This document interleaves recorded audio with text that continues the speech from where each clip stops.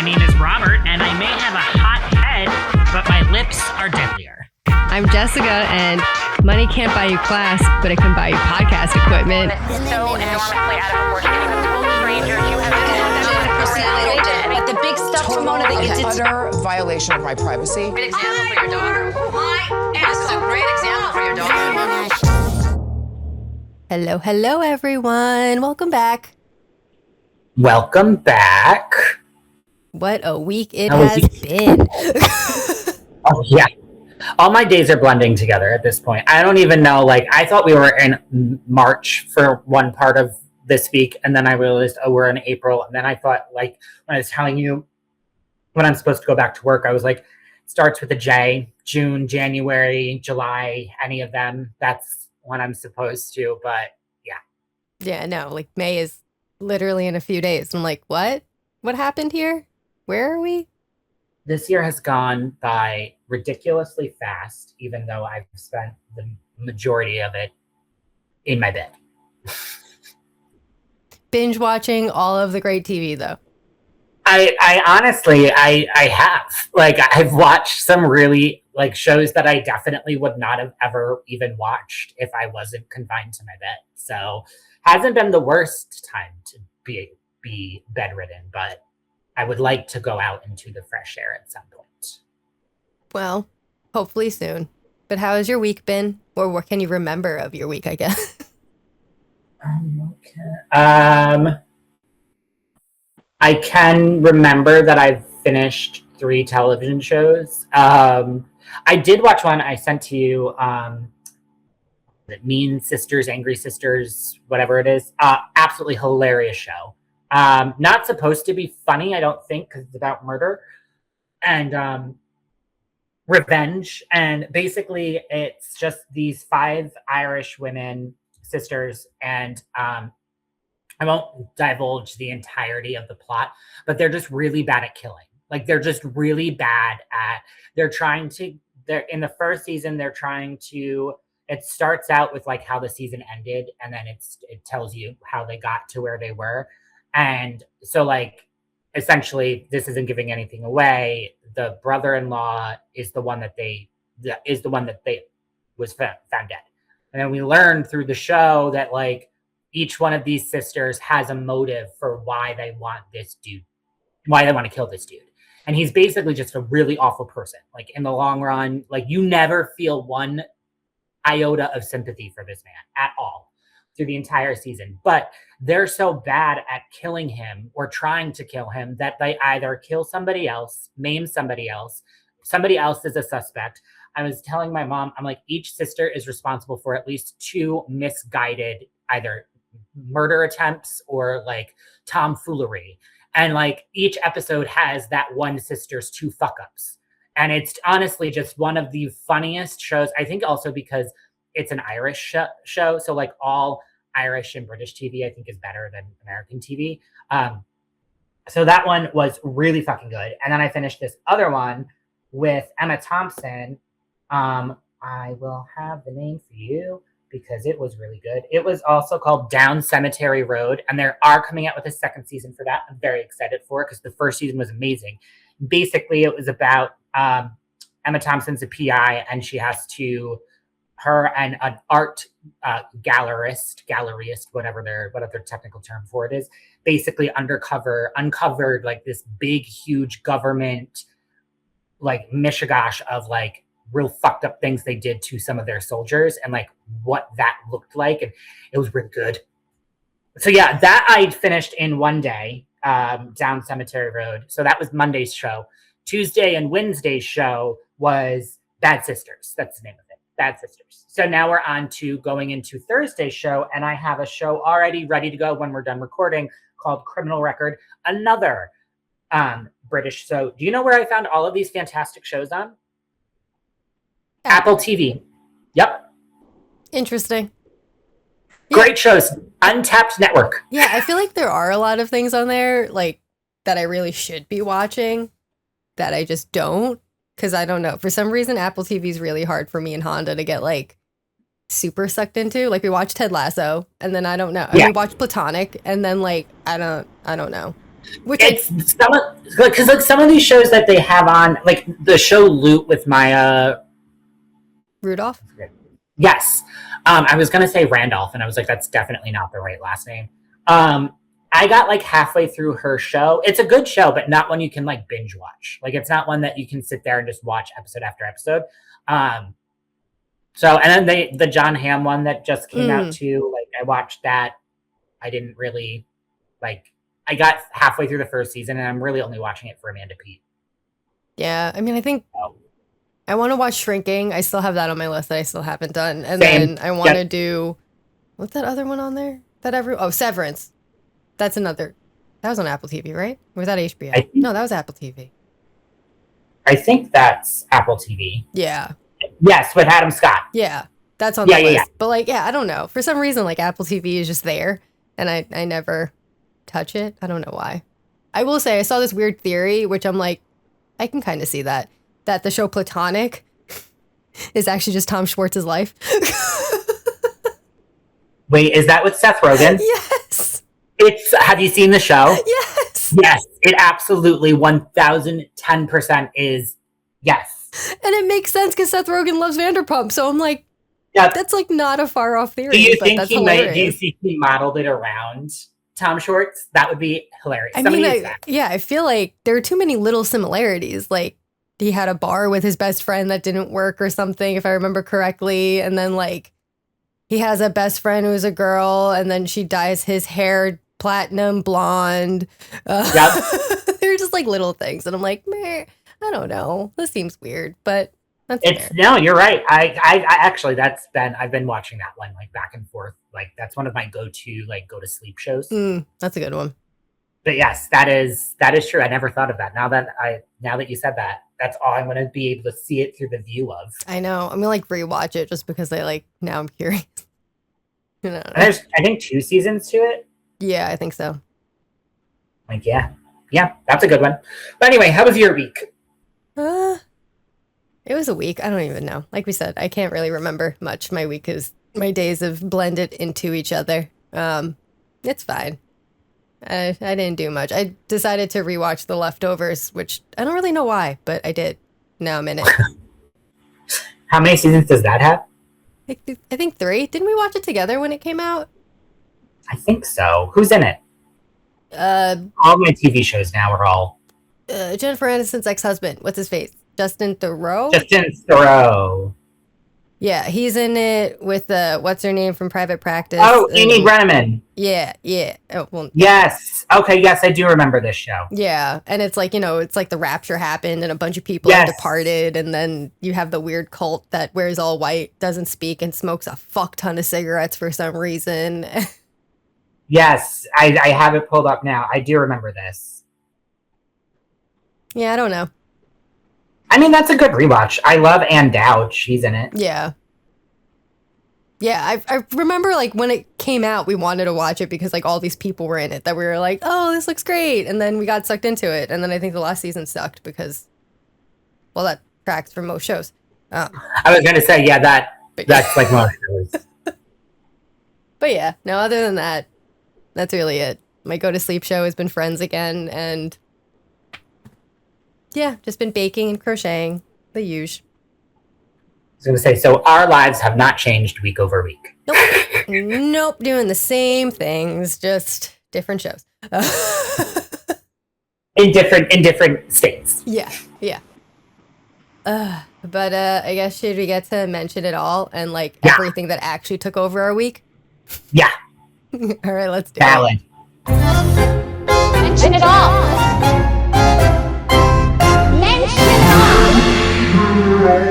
all. Okay, so mention it all is going to be just one big old blurb. And it is going to be what we all already or probably have read and or heard. We're going to cover leaked audio of the Summer House reunion that Bravo was so pissed off about that got leaked. Yep. Also, if it's true that Jennifer Lawrence is the one that found out, I will die. That will be the funniest. That's the truth. Me too. Honestly, me too. Okay, so basically, I love it because I was telling Jess this, like, as you're reading it or listening to it, like, you don't really know if this was like caught on camera, if this was like the on-camera filmed reunion, if this was like in between takes, was this like in between them going to lunch, coming back from lunch, or like what it was. It's just so like incoherently great.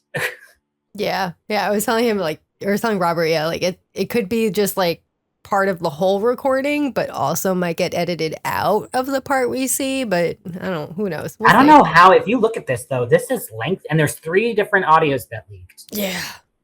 I don't know how I don't know how you would be able to get rid of any of this, to be honest with you, because basically it's Sierra. It's exactly the Sierra that I wanted on the show once I found out what happened between her and West. Like, and we were talking about this a little bit before we recorded. Like, these episodes of Summer House now are just like aren't jamming my jam as much as they were before. They ruined such a good show. Yep. Because now I'm just watching it to see the Easter egg bits, and then also I'm just getting through to the reunion. Yeah. And I read somewhere that they were going to push up the release of the reunion to earlier because of the leaks, and I don't want them to. Like, I just keep it where it is at this point. Like, but I also saw that they were gonna do like the finale of Summer House premiere in the city and then do the reunion, which I'm kind of like, can we just go to the reunion? I don't like. I want to see in the city, but like I don't know. I don't want to make us have to wait another week. Well, I also don't want to watch. I don't want to watch in the city and the reunion at the same time, because there's going to be no Sierra. There's going to be no. Well, there's clearly going to be some West, because that little fucker popped up. Mandy. Ugh. So like, I don't really want that either, because I don't want them to rush the episodes of In the City to show West. That's going to really annoy me, because we won't have the Sierra-ness of it to balance it out. Yeah, agreed. But anyway, so it starts with Sierra just calling Amanda a gutter snake. And Lindsay basically saying like the only reason why you guys admitted to the affair was because you got smoked out. Like they kept saying, like West and Amanda kept saying like in this release, like, oh, we weren't prepared. Like it was a rushed statement. Yeah, because you lied. That's what happens. Yeah. Also, it was really just Amanda doing it, because West pretty much stayed silent in all 3 leaks. Yeah, I think he might have said like one word. Yeah, one thing, and that said that, yeah, he said the statement came out incredibly rushed because of how insane it all became. And then that's when you go down, Sierra, KJ even gets involved. You don't see West speak again until leak 2. But only in the very beginning. Yeah, that's only once. Bailey talks more than West does. Everyone talks more than West does, because West is doing the thing that West does, which is, oh, I'm just going to not be able to speak anymore. Because remember the first reunion he was on after the whole shit with Sierra happened the first time? Yep. He stayed silent. Looks at the ground like an idiot. Yeah, that's all he does is fucking stay silent. Like, that's not, no, you can't, this is not okay. So all the way through audio 2, West has not spoken more than 3 times, but every time he spoke, it was less than 5 words. Yeah. And they definitely sound like words to himself, not necessarily words to anyone in particular. Yeah, because he can't fucking ever hold himself accountable or just say words when need be. Right. He knows he did something wrong, and it's like, oh no. Well, I'm just going to stand here. And be silent. And that's like, at least Jesse like speaks. Like, that's why like, I can't really now hold Jesse to the same account that I held Schwartz to, because I really, now that I see it and I've read it, I don't think West told Jesse. No, yeah. I think that Jesse was 100% bamboozled, just like the rest of us. Yeah, I agree. Even after I watch What Happens, I was like, I don't think Jesse actually knew. Like, Schwartz and Sandoval are different. Like, their bromance lasted how long? Like, even pre-show, they were friends pre-show. Well, so, like, it's a much different thing than, like, 2 dudes who got into the same share house and bonded in, like, 1 season. And then that's it. Like, that's not the same. I don't. Agreed. But, yeah, no, I mean, I love that KJ. Now I get why KJ was a little lit up on threads like during, like before, during, and after the reunion, because he definitely got in a couple of jabs there. Yeah. Like, where was it?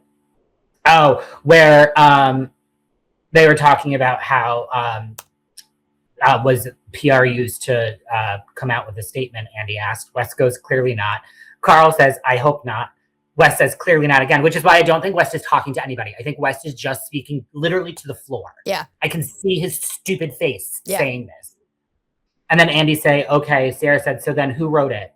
Both of y'all together. Amanda said, Chat GPT. And Carl goes, junior varsity PR, question mark. Sarah goes, you know, Chat GPT is a lot smarter than that statement. Amanda goes, I'm kidding. KJ goes in, or is that a lie?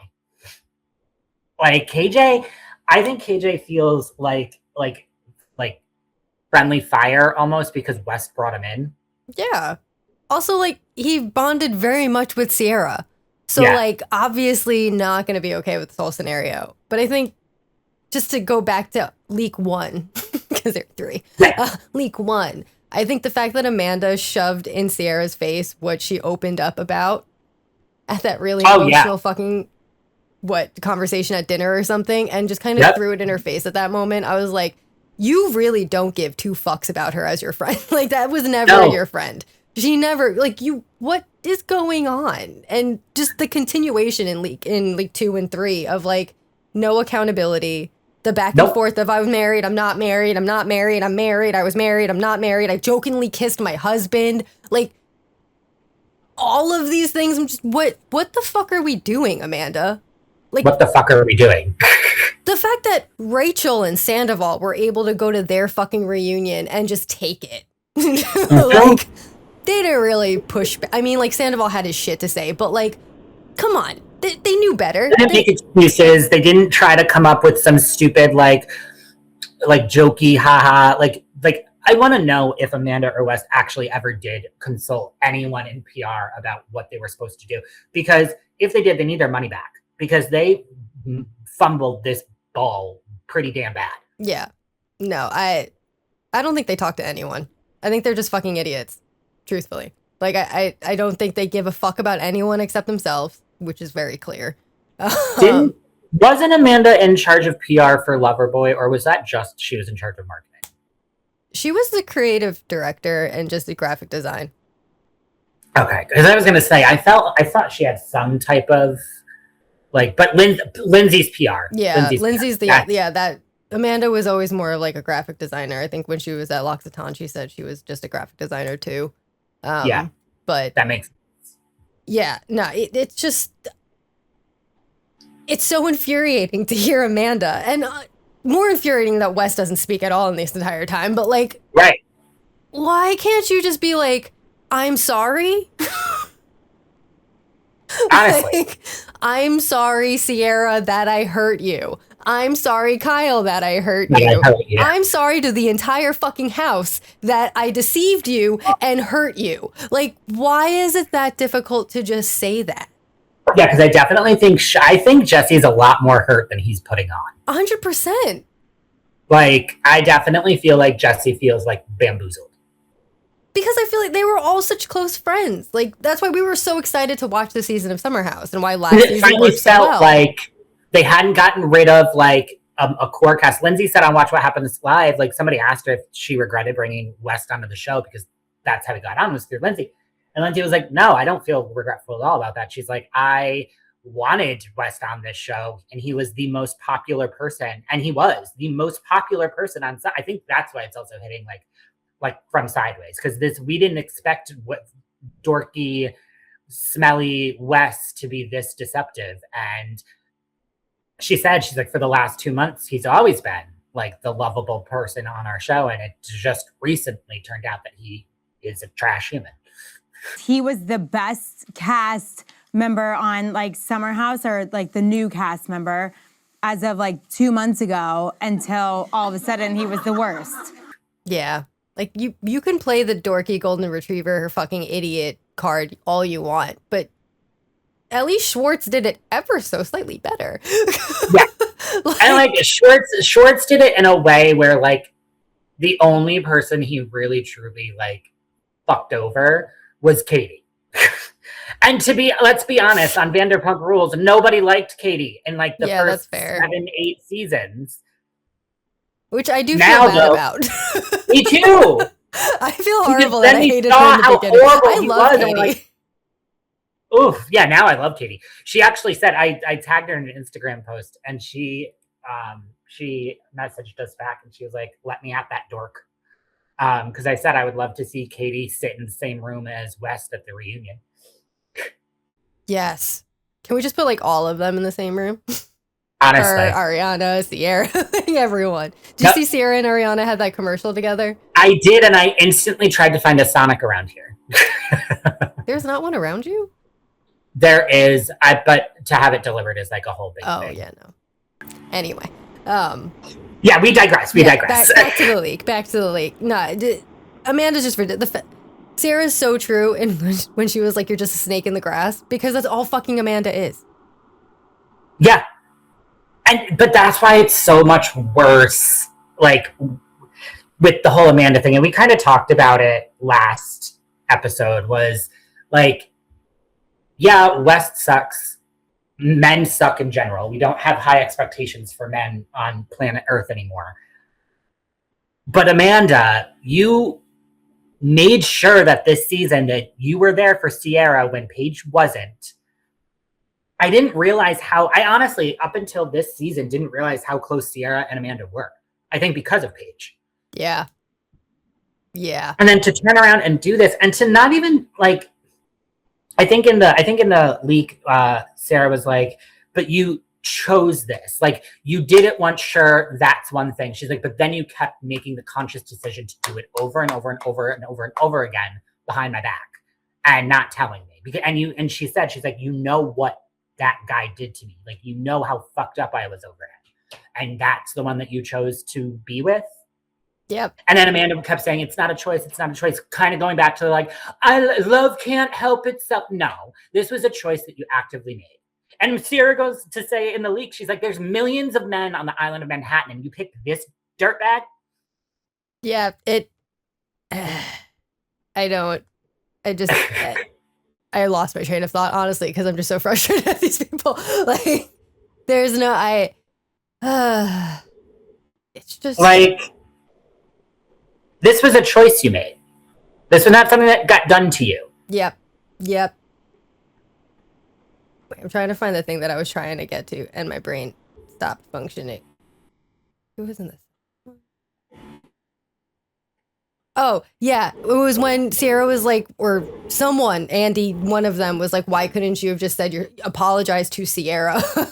And Amanda was like, I was terrified. And it's like, terrified because I knew that I did something and it would ruin our friendship, but I already crossed the line. And Sarah was like, and then you continued to cross the line. There was no sense of like, pause, wait a minute, I fucked up, let me go talk to my best friend, quote unquote. But you just continued and then kept lying to Sierra. And then when Sierra confronted you about it, you lied to her face. So what, and when Sarah was like, you breadcrumbed all over fucking Instagram, she did. Because I remember there was one post that she did with West. And I was like, this is weird. I was like, kind of like, you weren't next to me, obviously, but I was like, what? This gives me a weird vibe. Like, it gave me a weird feeling of like, is something happening? But then there were other people there, and I figured, no, they're just friends. Like, they wouldn't do that to them. And yet, that's exactly what happened and what was occurring when I had that feeling. So I'm like, you definitely did breadcrumb all over the fuck on Instagram. So like, what are we... Yep. Where was the logic in your brain? Or where was the empathy for your fucking friends in your brain? Like, as we'll get to in the Valley, Schwartz understands that like, oh, let me not go near Michelle, but talk to Jesse first. As I said to you earlier, like, I'm rewatching Friends, and Chandler was in a fucking box for like all of goddamn Thanksgiving because he got with Joey's ex-girl, Right. Like, this has been everywhere. Like, we all know the rule. Well, so what are we doing? That's what is kind of annoying as a viewer, is like, you knew this was happening. You knew you had a reunion to film. Don't insult our intelligence by going in there and feeding us this line of bullshit. Like, we for fuck's sake, the audio was leaked by somebody And we found out, well, Jennifer Lawrence found out. But we're not stupid. Like, Bravoholics are not stupid. It's so, and we've said this so many times, it's really annoying when the people on this network think that the people that watch it are just stupid. Like, my level of expectation for West and Amanda was to study the Scandival reunion. Study that shit down. I want you to pen to paper, write every fucking thing down, unedited, uncut version of it. It's on Peacock. Y'all have a subscription. Probably get it for free. So fucking go do the work. Watch that reunion because we all gave you the Scamanda title. Like, we're giving you the homework. Go do it. I was expecting a lot. And if this is what we're getting out of them at this reunion, highly disappointed. Oh, yeah, 100%. It's just going to be the most frustrating thing to watch because it's going to be everyone else trying to hold them accountable.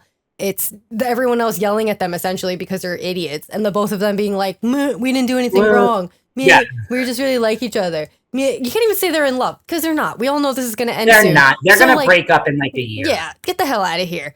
So like, what was this for? Just to fuck up your lives? Great. Essentially set the entire thing on fire. Yeah, like, cool. You did good. You did nothing to try to save your ass. And West, if you really think you're going to have a Tom Sandoval arc with this, then I don't know. Have fun with that. That's what's frustrating as all hell is he thinks he's on cloud nine. He thinks he's going to be asked on the Traitors, like all this shit. Just, he'll have a better shot at creating a cover band. Yeah, honestly. I don't know if he can sing. Jesse's not going to help him. I mean, Tom can't, so like it doesn't really matter. That is true. Bar is on the ground with that. Did you see that AGT performance? I saw clips of it. It was bad. It was bad. Like, I don't even think Simon could like muster through it. It was like, I think it was the Blinded by the, no, it was one of the, I forgot which one it was. Anyway, we're not going there. Yeah, all three leaks, just ridiculous. At the end of the day, these two will not be accountable for jack shit, and they're just gonna defend their stupid decision. So great. Yay. But at the same time, these leaks were great because, yes, they were wrong, and this person deserved to be fired, but at the same time, it gave us that little thing I think we needed, because the season is really difficult to watch, and we're all just looking forward to the reunion, so it gave us that little spark to keep going. Agreed. I think I'm glad they got fired, whoever did it, but thank you for your service. Yeah. Yeah. Oh god. I guess we'll cover a little bit of the reunion of Beverly Hills. Real quick. All Like right, real pop in, pop out kind of thing. All right, let's do it.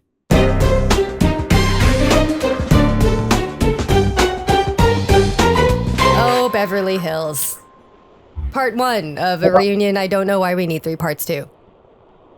No, and we're going to just do a quickie with this and see if part 2 needs to be covered at all, and then we'll recap it all with part 3 if we think it's valid. Yeah, because so far, I mean, come on. Yeah, so we'll run through this real quick, but it started off with, yay, Kyle's the longest running housewife. Whoop-de-doo. Party popper, I could care. I could literally, yeah, exactly, care less. Woo! Please let this be the last of it. Send her off into that good night. Yeah. Andy asked Rachel how she feels being back, and a little bit of Roger, which I'm just happy Rachel's back, so cool. I told Jess the only thing that I actually like chuckled at during this episode was the fact that Rachel acted like a viewer off to the side during everybody else's section. It's my absolute favorite, because even Rachel was like, oh my god, he did that? Oh my god, that's so bad.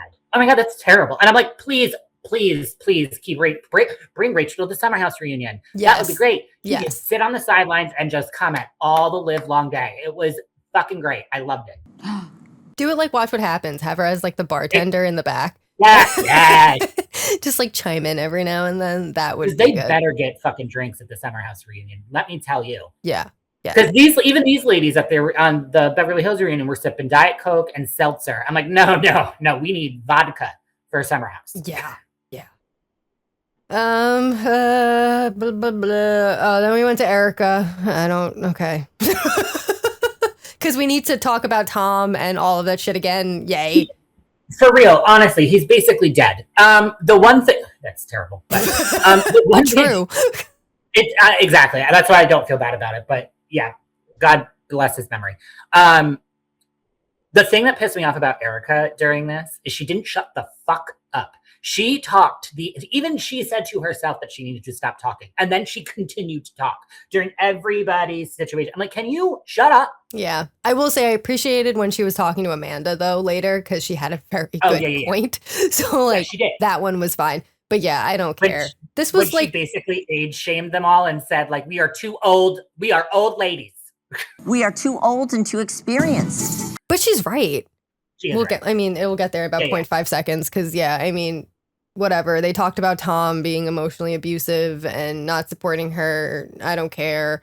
Then somehow that got twisted into Kyle and Dorit going at it again. And then Erica talking about her new guy. I do love the fact that she said, yeah, I just spent 2 weeks or 2 months or whatever it was in Australia. And all I had written down with that was like, because you can't get any gigs in the United States. We don't like you. We know what you did. Look, I get to wear latex and play other people's records and have a good time. Also, I didn't realize that $24 or $25 million lawsuit was the one that's been pending since the Tom shit. I thought this was a new lawsuit. Oh, yeah, I didn't know either. I don't. It sounds like it was like the original one from way back when Tom stole the jet or whatever. I stopped caring about all of this 6 years ago. I gave it a care of like a few months, maybe half a year. We'll give this, we cared about it for 6 months. And then that was it. And now I no longer give a fuck about Tom and Erica and the lawsuits. I just don't. Also, I don't feel bad for saying that Tom's basically dead because Erica said the same thing in her confessional. She just said it better than I did. She was like, Tom's story is ended. Mine is still ongoing. I'm like, you just killed him. Cool. Got it. It's true, though. Then we went to Dorit, which was just Kyle and Dorit. Because, again, that's all that will be. Because every time Dorit talks about her life, Kyle is involved. And then, yeah. Sure. I do think Mo is a piece of shit for basically telling PK everything that Dorit told Kyle. I think Mo's a little bitch is what Mo is. I mean, that's what Rachel or one of them were just like, he's just a man and a bro. Like he was he was just being that person. And like, that's very obvious. That's such a guy thing. And also for Kyle to be like, I never told Mo. That's not Mo. We didn't say anything to PK is ridiculous. Because who the fuck else is telling PK? Exactly. There is nobody left on that cast who talks to PK. Not one single person. And we had like an entire season of Dorit yelling at you for still talking to PK. So like what? I do love that Dorit whacked Kyle though, because she was like, yeah, and I filed for divorce. Have you? I'm not in your situation. I filed for divorce. I was like, good for you, Dorit. Yeah. Because God knows if they ever will. They won't, because they're going to get back together. I already know it. They're going to do this whole Nashville run for as long as they possibly fucking can. And then Kyle's going to get back together with Mo because she's going to realize that she really doesn't have any money on her own. I know that California is like that 50-50 state. Like you automatically get half if you're with them for 10 years or longer. But still. This is just going to be my face for that entire... You know that's what's going to happen. I know. I hate them. That's why I want her off the show. I don't want her back. Have her come back when she annuls the separation and comes back as actual Kyle with Mo. As we said last episode, give her a break. Pull her out for a few seasons, and then you can throw her fucking back in later. But like for now, just take her out. I don't care. Well, didn't Katie mention on our live that she thinks that there should be term limits for Housewives? I have to fucking agree with that because eventually you just get stale and boring. Yeah. And like it's, as Katie said, it's too difficult when you try to have like new people come in with like the majority of the old cast, because then it's like that dynamic is, well, what am I supposed to do? Well, even Amanda said on this reunion that coming onto the show is uncomfortable. And I would feel the same way if I had people like Dorit, Erica, and Kyle who've been on for double-digit seasons. That's terrifying. And speaking of Amanda, that's what's next. And pretty much the end of this reunion. I also think that Amanda was so fucking bored. She could not, the inflection of her voice did not go up or down one time during the entire time she fucking spoke. Yeah. Yeah. And I don't know, I kind of agree with everyone. I think her husband's gonna have a problem with her continuously saying, like, I'm the breadwinner, I'm making all the money, I'm doing all this, I bought this is mine, meow, meow, meow, meow. I do too. And I don't, because it's, again, he's a man. Yeah. And men suck. And at some point down the road, 3, 4, 5, 6, 7 years from now, he's going to remember that you on national television basically castrated it. Yeah. And like, I'm not, I obviously don't want to defend a man. No. Ever. And I'm not, because I was just going to say, because that's what fucking men do. Yeah. Because they're so fragile that God forbid the woman is the breadwinner and your job is not as lucrative as theirs. Yeah. Ugh. Then it goes straight to her, everyone calling her out for one-upping everyone. And that's when Erica was like, we are too old and too experienced for that shit, because she called her out being like, when we were in Italy, you specifically asked, or wherever, you specifically asked the camera person to make sure they got a shot of your Chanel bag. And that's ridiculous. And honestly, Erica is correct. You can't lead with your shit. That's not... All I'm going to say, and this sounds really terrible about that whole situation, is if you have that much money and you are that gauche and you are that superior to everybody, it's not Chanel you should be showing off. I'm sorry. I've always lived in the world that Chanel is that mall brand. I know that it's iconic. I know Coco Chanel. I studied her in school. I get it. I understand it. The legend is there. The brand has lost a lot of street cred when it comes to luxury. Because if you go to the mall, and Louis Vuitton has too, like the both of them are kind of neck and neck with, like, for my consideration of mall brands. Balenciaga, that should be something that you're like, show this off for. When Rachel walked out in that fucking gown, I can't even remember the name of the brand, the designer's brand. That's what you want to show off. Jennifer Tilly wearing the custom Givenchy dress is what you want to wear when you want to show you have money. Exactly. Not a Chanel bag that isn't even made by a Karl Lagerfeld is dead. Coco Chanel is dead. Like, it's not that much of an iconic brand anymore. Balmain is more iconic. Yeah, it's just...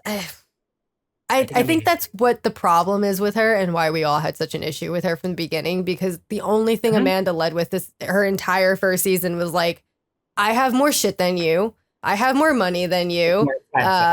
Look at all of the name brand things I have. I'm the breadwinner of my house. I have this business. And look, it's profitable because my margins are this. And because this is this. And this is my turnover. And this is how many people still stay active. And blah, blah, blah, blah. And it's like, no one gave a fuck about that because we know nothing about you, really.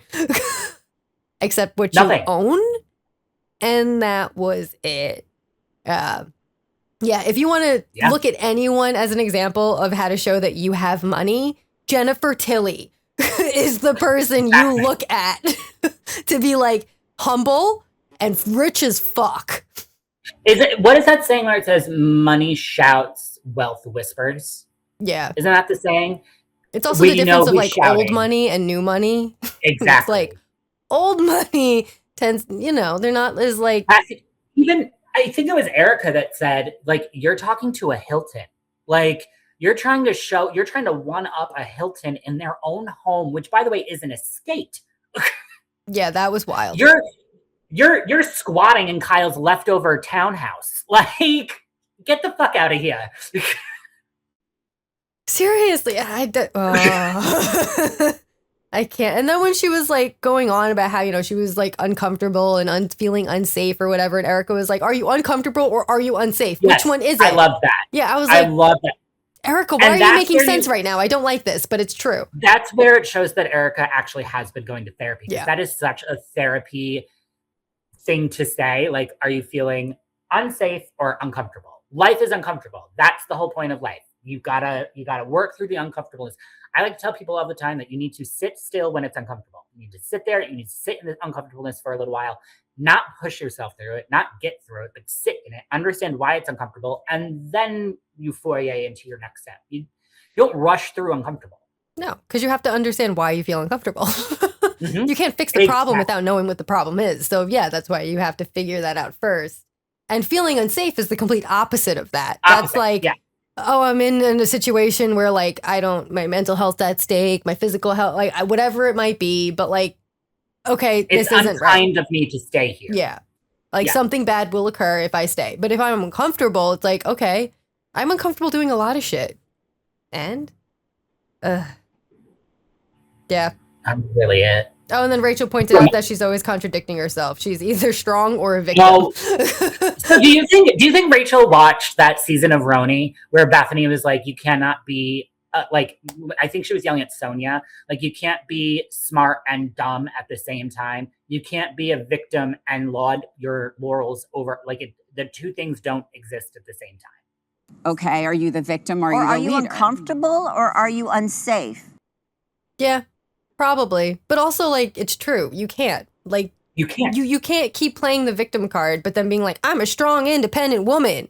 But like, oh no, you hurt me, so now I don't know what to do, and you have to make me feel better because you hurt me because of blah blah blah blah blah. Like, no. That's why I really like Rachel on the show, and everybody keeps saying that she was boring. I don't think she was. I actually think that Rachel was a Bravo viewer while being a housewife. Yeah. Like, she clocked all of Amanda's shit real time in the moment. She was the one that did it at the Vineyard. Then Bose jumped in. Like, she was the one, like, and they were like, well, we need more confrontation for Rachel. Why? She's handling her issues without having it to be a Teresa Giudice table flip. Like, she's doing such a good job as a housewife. And I think as a viewer of Housewives, because she's, like I said, she's sitting in the corner, just throwing a little like, oh yeah, that's true. That is very, very good point there. Very good. Like, she's doing the job. Yep. And also being incredibly relatable, which is wild to me because she's both money screams and wealth whispers. Yeah. I agree. I love her on it. I don't think she's boring. I don't like it. I don't think so. She helped make this show, this season, ever so slightly better. Without her and Jennifer Tilly. Yeah, without them, what? I would have had to deal with Amanda and Kyle and Dorit and Erica that's it. the entire season. That sounds honestly like I'd rather get run over in traffic. Absolutely not. But yeah, no, it just ended with Amanda and Bose going at it because whatever. They both have online course things, and Bose was like, the difference is I don't remember Bose ever saying that like Amanda had like a fraudulent business. Like, Amanda saying that Bose is losing money in her courses. I don't remember Bose ever speaking illy of Amanda's business. I think that she said that we wanted to know more about her personal life and less about her business. I don't remember her ever speaking illy of Amanda's. I think she had like shady comments about it, but I think that was it. I don't think there was anything like super hard other than like, I'm gonna shit talk with my friends about it. That's exactly it. Like, that's all that kind of sounded like. But I did really like that she was like, the difference between our courses is that mine is aiming to help people. Yours was built for a profit, and that was it. that I agree with. I do like that she kind of slapped her down a little bit. And I mean, she's not wrong. Yeah, no, she's not. Also, Bose doesn't need these courses to make money. She has money. She makes money in other she ways. Legit has money. So like, slow your roll. And if there's anybody's course I'm going to take Bose's. I'm not taking one lady who wrote a book that says rich as fuck. Yeah, I think a course that will help me understand or help people figure themselves out and create business plans and have these like conversations with people and trying to get loans or whatever the fuck it is. Like, that's so helpful for people and actually will be helpful. Like, those are tools people need. Manifesting money is not a tool people need. That's just manifesting money. Like, I hope I get money. Like, what? If I keep saying it over and over again, will money magically appear? No, but if I practice. The frou-frou thing, she's like, what the fuck is this shit? I was like, thank you, because that's what I was thinking while watching this. But yeah, that was it. That was part one. Yay. Yeah, so I swear it looks like we get Jennifer Tilly, so maybe there's something that comes from that.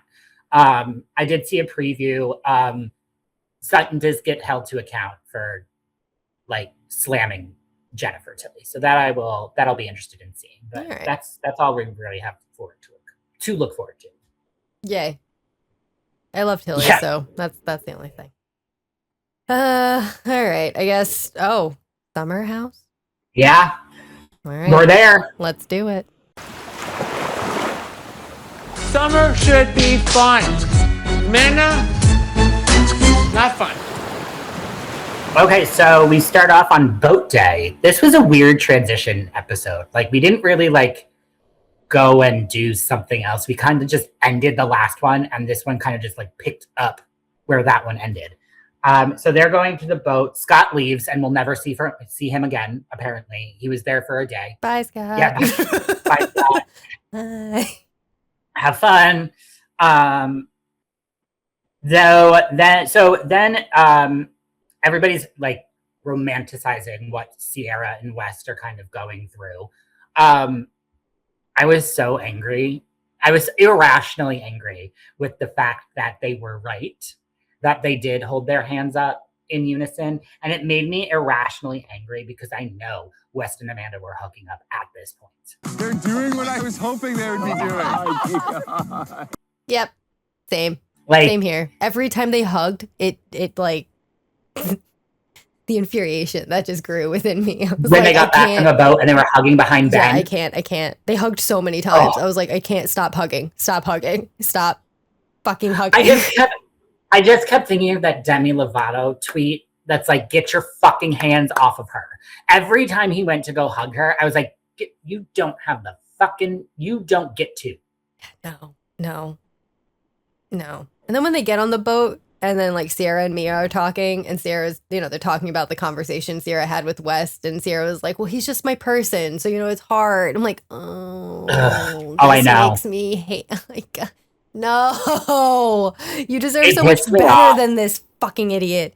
I do feel like he is my person. Like, we have like this really weird friendship.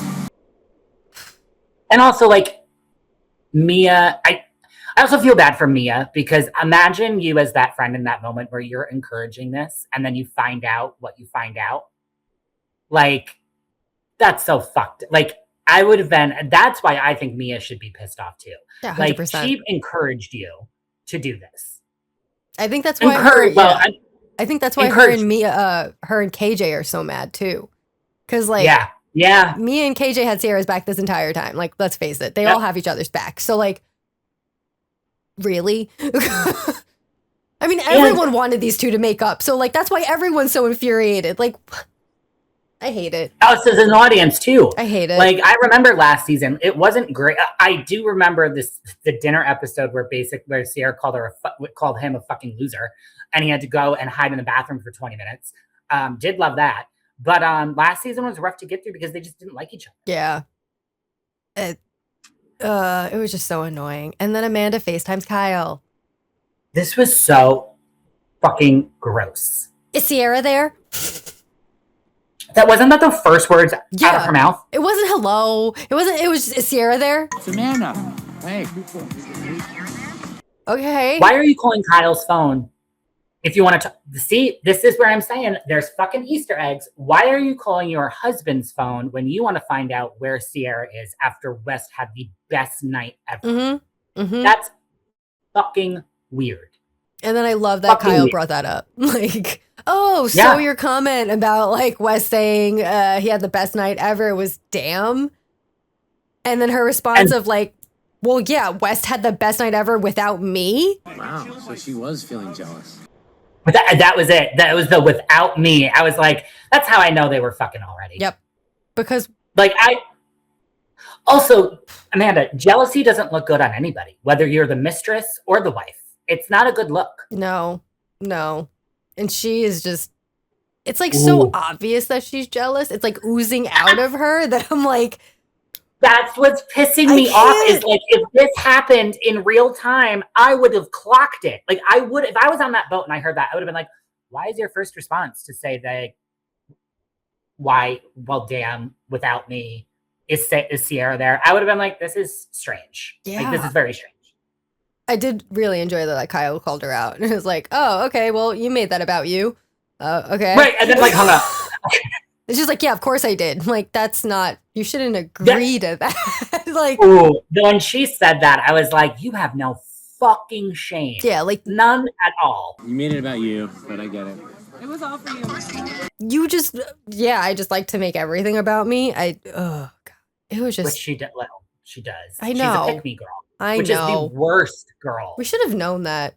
We didn't like her in the beginning. We should have stayed in We that. did not like her in the beginning. We only liked her because of Paige. We did not like Amanda. Yeah, it was really Paige. And then because we hated Kyle for a while, it was like, okay, we'll like Amanda and we feel bad for Amanda. Yeah. And now I'm like, you know what? I never should have changed my fucking mind about you. No, I knew I didn't like you for a reason. But you're a snake in the grass. Always were a snake in the grass.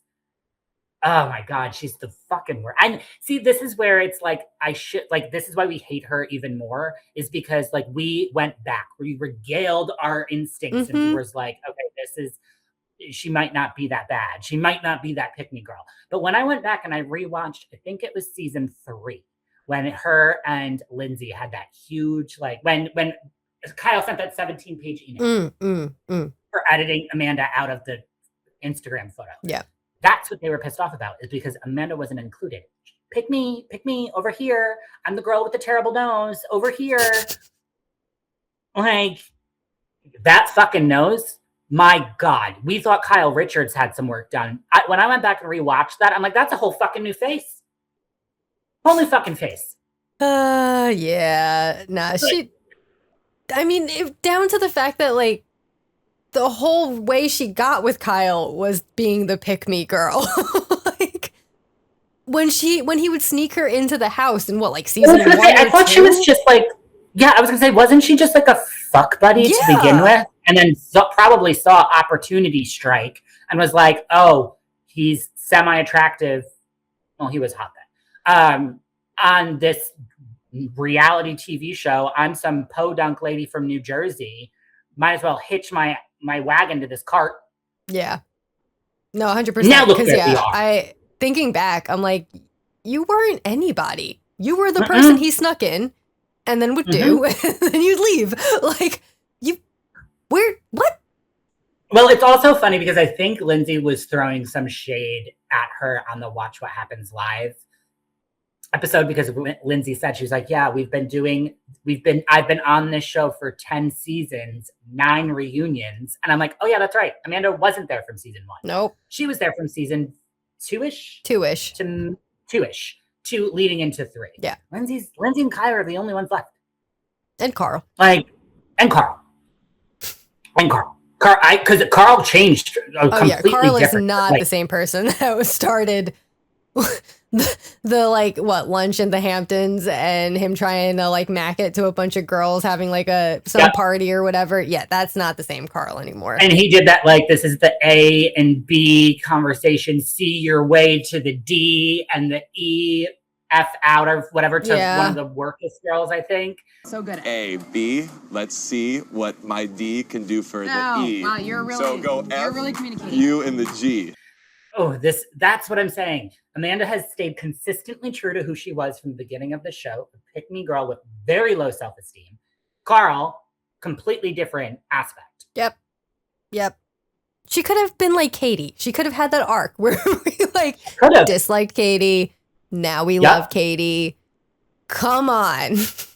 Yeah. And then going into In the City, this can be your new show, your new big break, she your really spinoff. Fucked it all up. She fucked it all up. She also fucked the show up because it's hard to care about anything else that happens. I know Mia and Dara were talking because obviously they have opinions about Dara and KJ dating, and it's I want to care, but me too. I have big sister mode activated. Yes, because then they pan to fucking Wes sitting over there with his flapjack titties, and I'm now I'm distracted again because I remember how much I hate this man. Yeah, it's I want to know what Mia says to Dara about being there for KJ in the moment, for emotionally meeting his needs right now.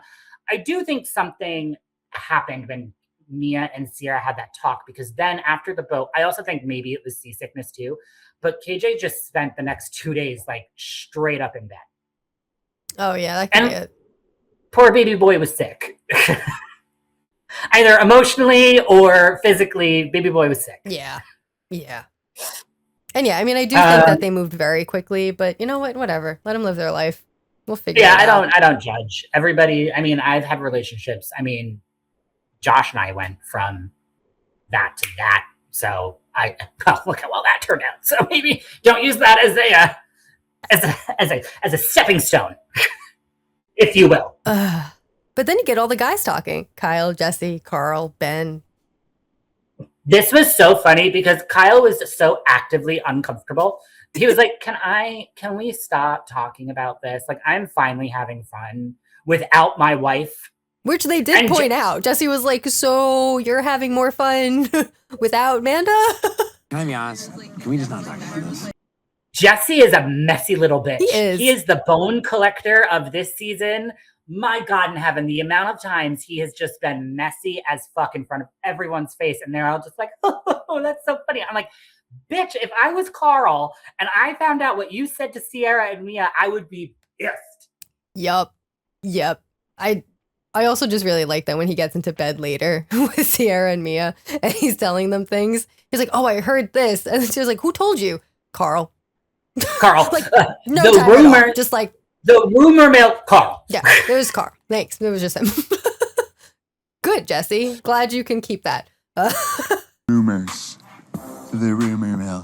Who said that? Carl.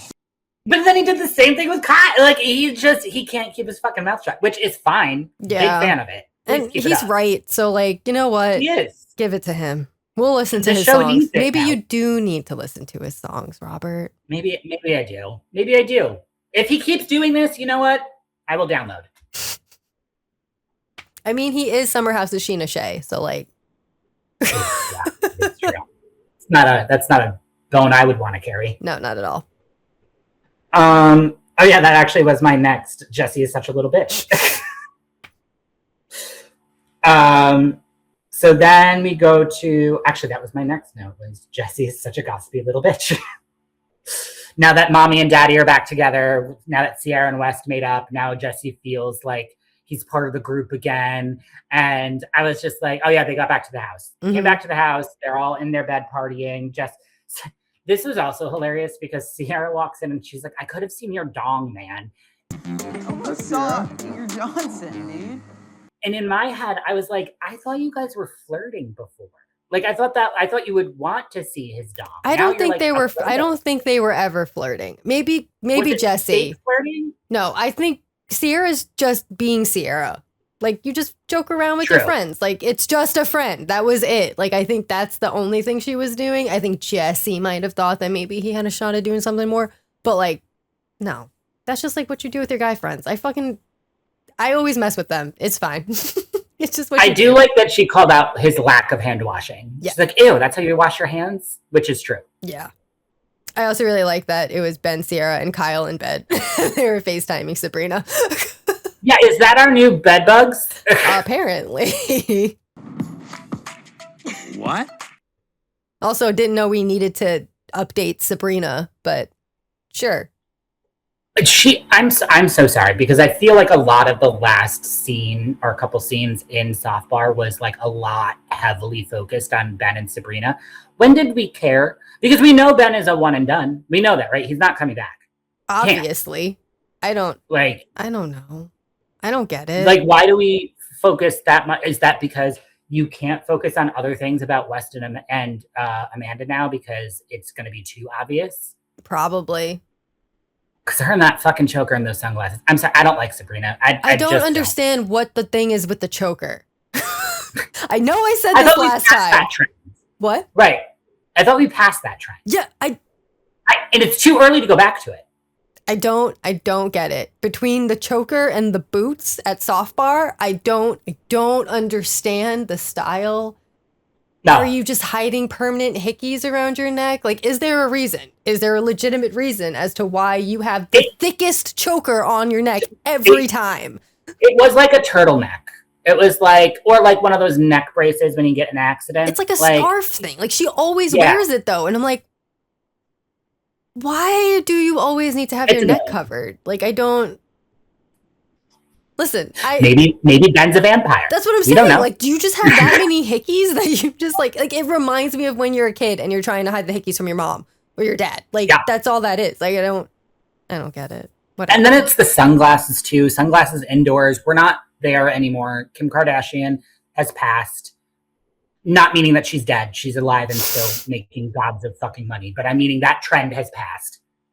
Yeah. That was very strange. But then we go back to the city. Okay, so we see KJ's grills in his confessional. Mm-hmm. I want to see Sierra's. Oh, wait. And I hope she wears them to the fucking reunion. Me too.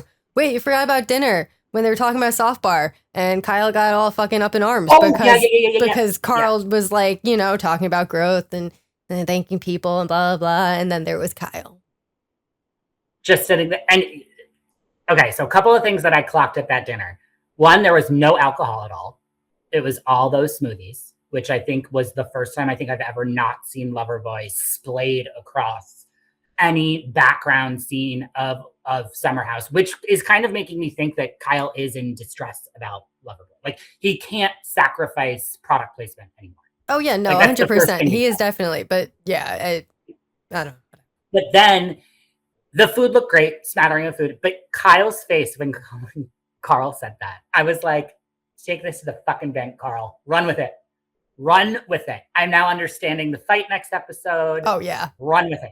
Because the fact that Kyle in his confessional was like, I only know what's going on with Carl because, like, I find out through other people and, like, he doesn't talk to me. So how am I supposed to know these things? He's not confiding in me. I'm like... To be honest, I'm a little shook. There's a reason why, Kyle. I was going to say there's a reason. Like, really? You're not going to look in the mirror and try to understand is it about you? That might be the reason why your best friend isn't confiding in you? But, okay. Correct. Whatever, it's Carl's Do the fault. work, man. But the reason why I wrote that Jesse is a gossipy little bitch is because then before this, Jesse's the one to tell Kyle that Carl wrote drafted an email to him that he didn't send out. And I was like, He wrote out a whole email to you and didn't send it. Jesse, have you watched any of this show? Literally from season 3 at least, because Kyle wrote a whole 17-page dissertation about why he hated Lindsay. Emails are not new to this group. Nope. But yeah, so anyway, they go back to the city. I love that they gave 30 seconds to Levy, and that was it. Levi. See, again, I actually think I called her Bailey in a post, and then I realized I had misnamed her. And I was like, okay, well, she is a Bailey. Because didn't we have a Bailey? We have a Bailey. Yes, Bailey is currently on. Yes. We like Bailey. Those two have melded into the same person for me. But we like Bailey. No, I do like Bailey, but we don't get Levi, whatever, without Bailey. She's never had a single standalone, like, moment on the show, which at this point, like, it's kind of like that girl last season that came on for the first weekend out to the Hamptons, and then they just cut her out from the rest of the season. Well, that was for a reason, though. Remember? Oh, it was? Yeah, she like lied. She did have a boyfriend, and then she ended up trying to. She started leaking a bunch of things, so they were like, "Yeah, no, like you can't go around and leak all this shit." So you're fired. And, she's the one that leaked the audio. We now found the leaker. But yeah, I think she was like, yeah, they didn't want her anymore, so that's why they edited her. Then why don't they like Levi or Levy or whatever? Levi. It's like the jeans, Robert. I keep trying to say it to you. It's like, think of the jeans company, Levi. I'm going to change it in my phone right now to how Levi's is spelled. There you go. But yeah, why don't they like her? I just don't think she's like giving enough. Like Bailey is giving. Like that's why Bailey has like her own, like she goes to the house without Levi. Like there's more that she has. And she has this thing with Carl. And I think like Levi's just kind of quiet and like not really like doing much to push any storyline. And I know we're all only centered around Amanda, and I'm just going to rename him MidWeSTD because I like that like the English people call him West TD and I like that we call him Midwest. So I'm just going to like combine it. I did see that name. I do like that name. Yeah. But yeah, no, I did forget that Bailey had like a little crushy crush on Carl. Yeah, I mean the next episode they're gonna make out. That's why I'm like Bailey's definitely like done enough. where I'm like, I really like you and I think you should stay. Levi, like I said last week, I forgot existed until I saw her cutout figure, and then she showed up in the scene, and I was like, oh my God, there you are. You're back. And at Carl's softball lunch. Yeah. Yeah, I definitely think Bailey's going to come back. I don't think Ben will, but I think Bailey will. Yeah. So then Sierra and Amanda meet up. I hated this scene. This was so uncomfortable to me because, like, Amanda knew that she was fucking West. And then when she went on to say, like, this was when she said, like, there's no ROM in this calm to her therapist. And the therapist was like, well, then why are you with him? Well, Amanda, what do you think is going to happen when you go see a couples therapist for West? Where's the part where you fell in love? They're not even going to make it that far. I mean, that's true. I mean, it took Amanda and Kyle how many years to go see a couples therapist now? I just really liked her facial reaction when Sierra was like, you know, Kyle was really able to be himself and like let go and have fun when you weren't there. And she was like, yeah, like her face turned. I'm like, oh, okay. Yeah. Whatever. I actually, when she was like, yeah, I've had to take to the bed. I'm sleeping more. She said that it was her depression. And in my head, I'm like, it's not depression. It's guilt because you're lying to so many people. That's not depression. You are equating two bad feelings together. They are two separate yet equally important emotions to feel. Depression is important. Being guilty is also important.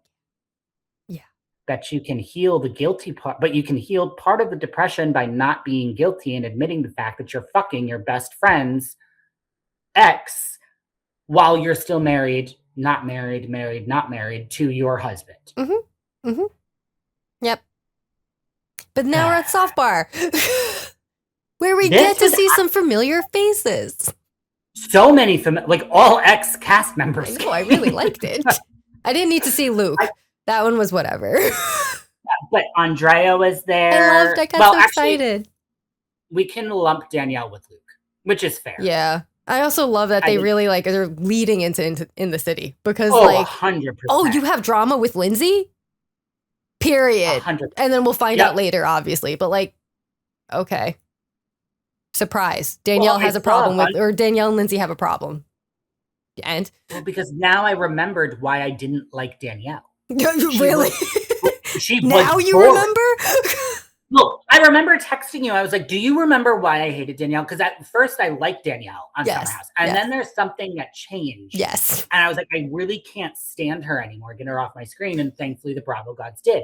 Now she's back. And I was like, but it had been a while where I was like, I don't know why I don't like you. I just know I don't. And then I realized why I don't like you. Mm-hmm. Yep. There it is. You have no spine at all. Nope. Nope.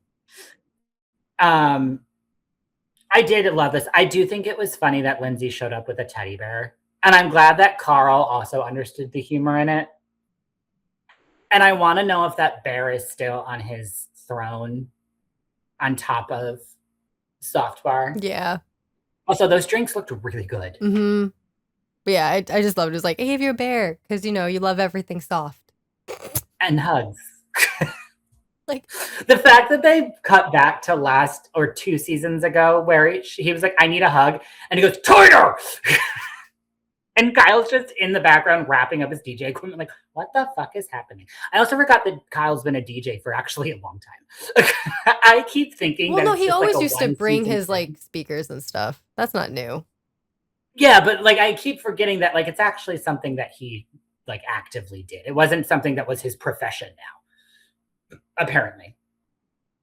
And then we had Sharon and Lindsay. This was the most uncomfortable interaction I've ever seen. So awkward. I like what so what's horrible is like I wanted to fast forward through it, but I knew we had to cover it. So I was like, I can't, but I want to, but I can't, but I want to because I can't.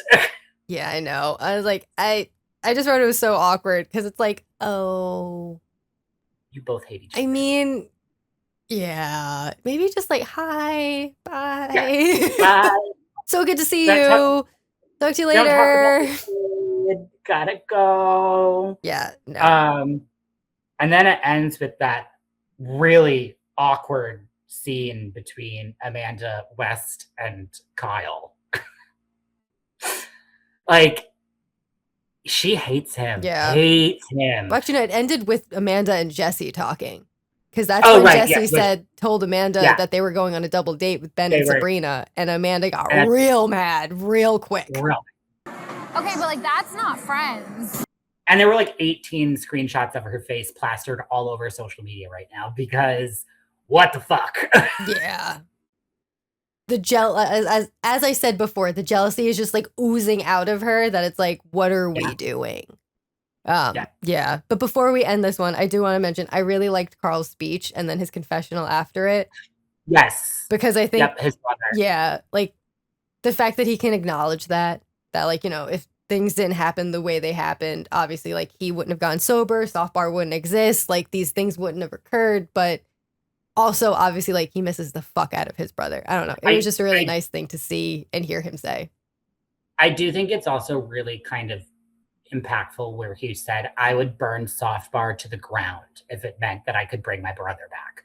I would burn Soft Bar to the ground to get my brother back. But I can't. So I'm going to use this as a way to memorialize him and then also as like a physical representation of like keeping my shit together.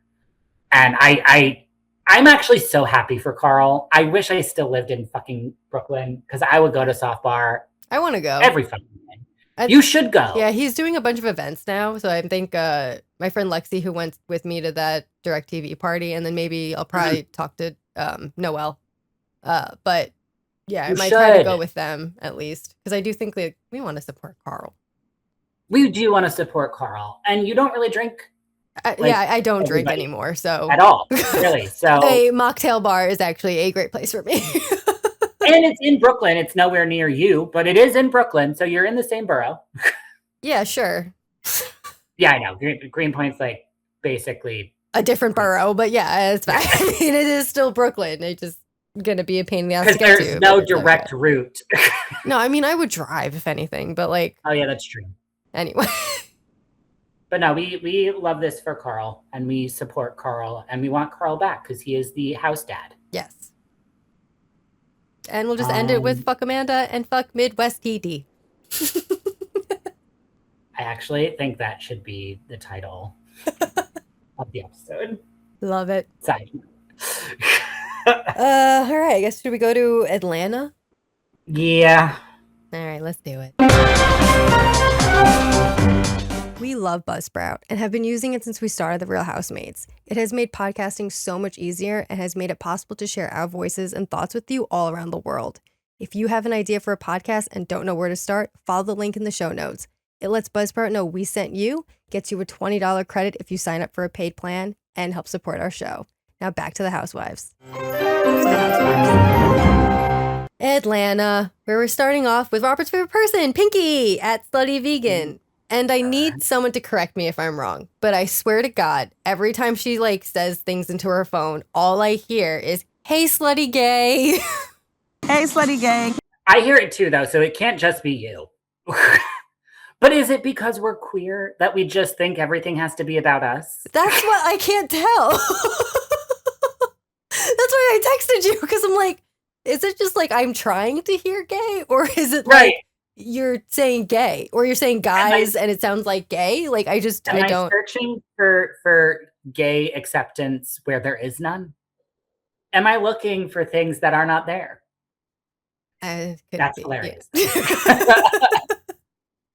But yeah, they're at Slutty Vegan. Kelli comes by and, you know, they're talking about their finances and how they're both filing for bankruptcy. Both broke. I'm thinking about filing for bankruptcy. Me too. You're filing for bankruptcy, so am I. Twinsies. It's bankrupt hilarious. Together. We have two of the highest paid housewives, Phaedra and Portia Williams, on the show. And we have two of the most destitute, poor, broke-ass bitches on the same franchise. What happened? Thank God Candy's not on it, because if she was, she could bankroll the entire fucking production. I mean, honestly. Which is what I think she did when she threw in one of her cast members from Candy and the gang into this episode. Fair. Very fair. Oh my God. It's so the irony of it all Yeah. is not lost on me. But These then two idiots. Kelli also mentions that Phaedra said that Pinky eats meat. Which is funny, and Pinky gets so mad at it. Pinky's like, I don't eat meat. I am not a meat eater. And it's like, and then we find out that Phaedra wasn't the one that said it. Yeah. All she said was that she had a Jamaican restaurant and served meat. Meat. Exactly. Before she started this vegan stuff, that girl used to have a Jamaican restaurant. A Jamaican restaurant that served meat. Not that Pinky herself was eating the meat. But because Shamia hates Porsche or hates Phaedra, she immediately was like, she said that you eat meat. And Pinky was all pissed off about it, which is fair. Yeah. As a vegetarian, I would be pissed off. Well, semi. I've started to dabble back into meat eating because my health, I need to. But yeah, I would have been pissed off if somebody accused me of eating meat when I did not. Yeah. Especially if I had a whole brand based around the fact that I'm vegan. Exactly. Slutty vegan. Slutty gay vegan. And then also, jump scare to Adrian Malouf popping up on my screen. I know, that's what I was just gonna say. Horror show. My God. I literally was sitting in bed and I was like, oh God. I had to do like a double take. Like, I think I had to rewind because like I think I was writing notes and I just heard Cynthia be like, oh, I started a tequila brand with the Maloufs. And I'm like, what? Hold on. What? And then I was like, what? I never thought you'd be back on my screen. What's happening right now, Adrian? Well, that's not even her current face. Her current face looks like Kris Jenner's face. So even if it was old Adrian, we never would have known it. Nope. Crazy. But Cynthia, glad that you are making money, getting tequila. And we're looking forward to off to Texas. Yeah. I was gonna say we're looking forward to watching you bring everyone to Dallas, but yeah. Then we go. I'm just gonna say it. I don't think Shamia's husband likes her at all. Nope. Nope. Nope. I don't think there's a single piece of love there. Nope. No. Nope. He looked at her like she was beige paint. Like he hates her. 100%. I don't. Yeah. And they're trying for a kid. We're good. Keep it one and done. We're good. I think she wants to try, and he's just like, yeah, all right. Yeah, whatever. I'm thinking she's doing it to keep him. Yeah. Yeah. Because that man hates her. Yeah. Well, he either hates her or being on this show. One of the two. Mm-hmm. And then there's Portia packing, and that guy shows up. Is his name Mike? His name is Mike. Okay. They call him Portia's friend in the Chirons. This was so uncomfortable because I feel like they broke up on camera accidentally. Yeah, I don't know what. I was like, okay. Whatever. That could be a deal breaker. She clearly likes it, but she says too, she's like, I like Mike. I like, what's the girl she's dating? Sway. Like, I like them both. I like people that like me, blah, blah, blah. And then she just like randomly, while she sits down in her empty suitcase, says, so I know that you said you wanted a baby. How hard pressed are you for that? Because like, I don't. So I don't. About that. I love that she started with, though, like, I've been with 2 other men married. I've also had fiancés. I'm also dating a woman. I also have a child. And I'm good. And he just sits there and goes, it's a deal breaker. I'm like, oh my God, you guys just broke up. Yep. And there goes Portia's friend. Right. Portia's friend will not be on anymore. That's it. That was the most awkward. Because then also, did you notice that her confessional was basically in that same room? I want to say like 5 minutes after my friend left. And she's just like lounging back like, so that didn't go the way that I was hoping. And I'm just gonna do me. I'm like, who fucking filmed this? Like Portia. That's who Portia filmed did it. on her Portia. iPhone. She set up her ring light, everything in front of her, so it's perfect. Right. It's like, okay, this is it. And This she is had the her. shot. She was leaning back, but her boobs were up enough so that you could see them. Of I course. was like, this was ridiculous. So then we go to. Is it K Michelle getting ready, or is it Sheree? I have Sheree in there, but it's not Sheree because Portia said the receptionist looks like her friend, and she goes, Sheree. It was like she just has a structural head the same as Sheree. I have K Michelle, but I didn't really write much because then I just went to Phaedra, Angela, and Portia working out.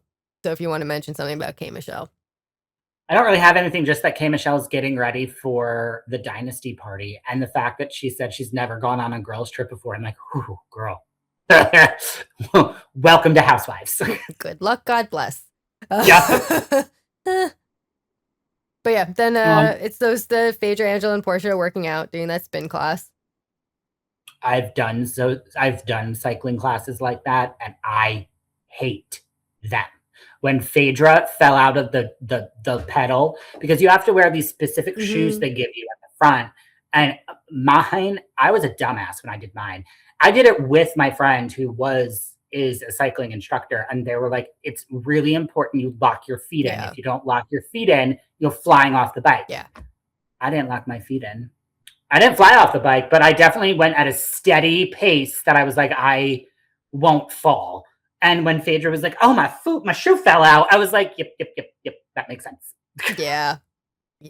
Even like people who really bike, like bike races and stuff like those, most of those, you lock your shoe into the pedal so that, like, if you're running fixed gear or whatever, most people lock it because it's easier. You can't fly off. Right. I was going to say, you won't actually fly off the bike like Phaedra did. That's why I know Phaedra was just like, I can do it. It's fine. Phaedra had my mentality. I'll just wing it. Whatever.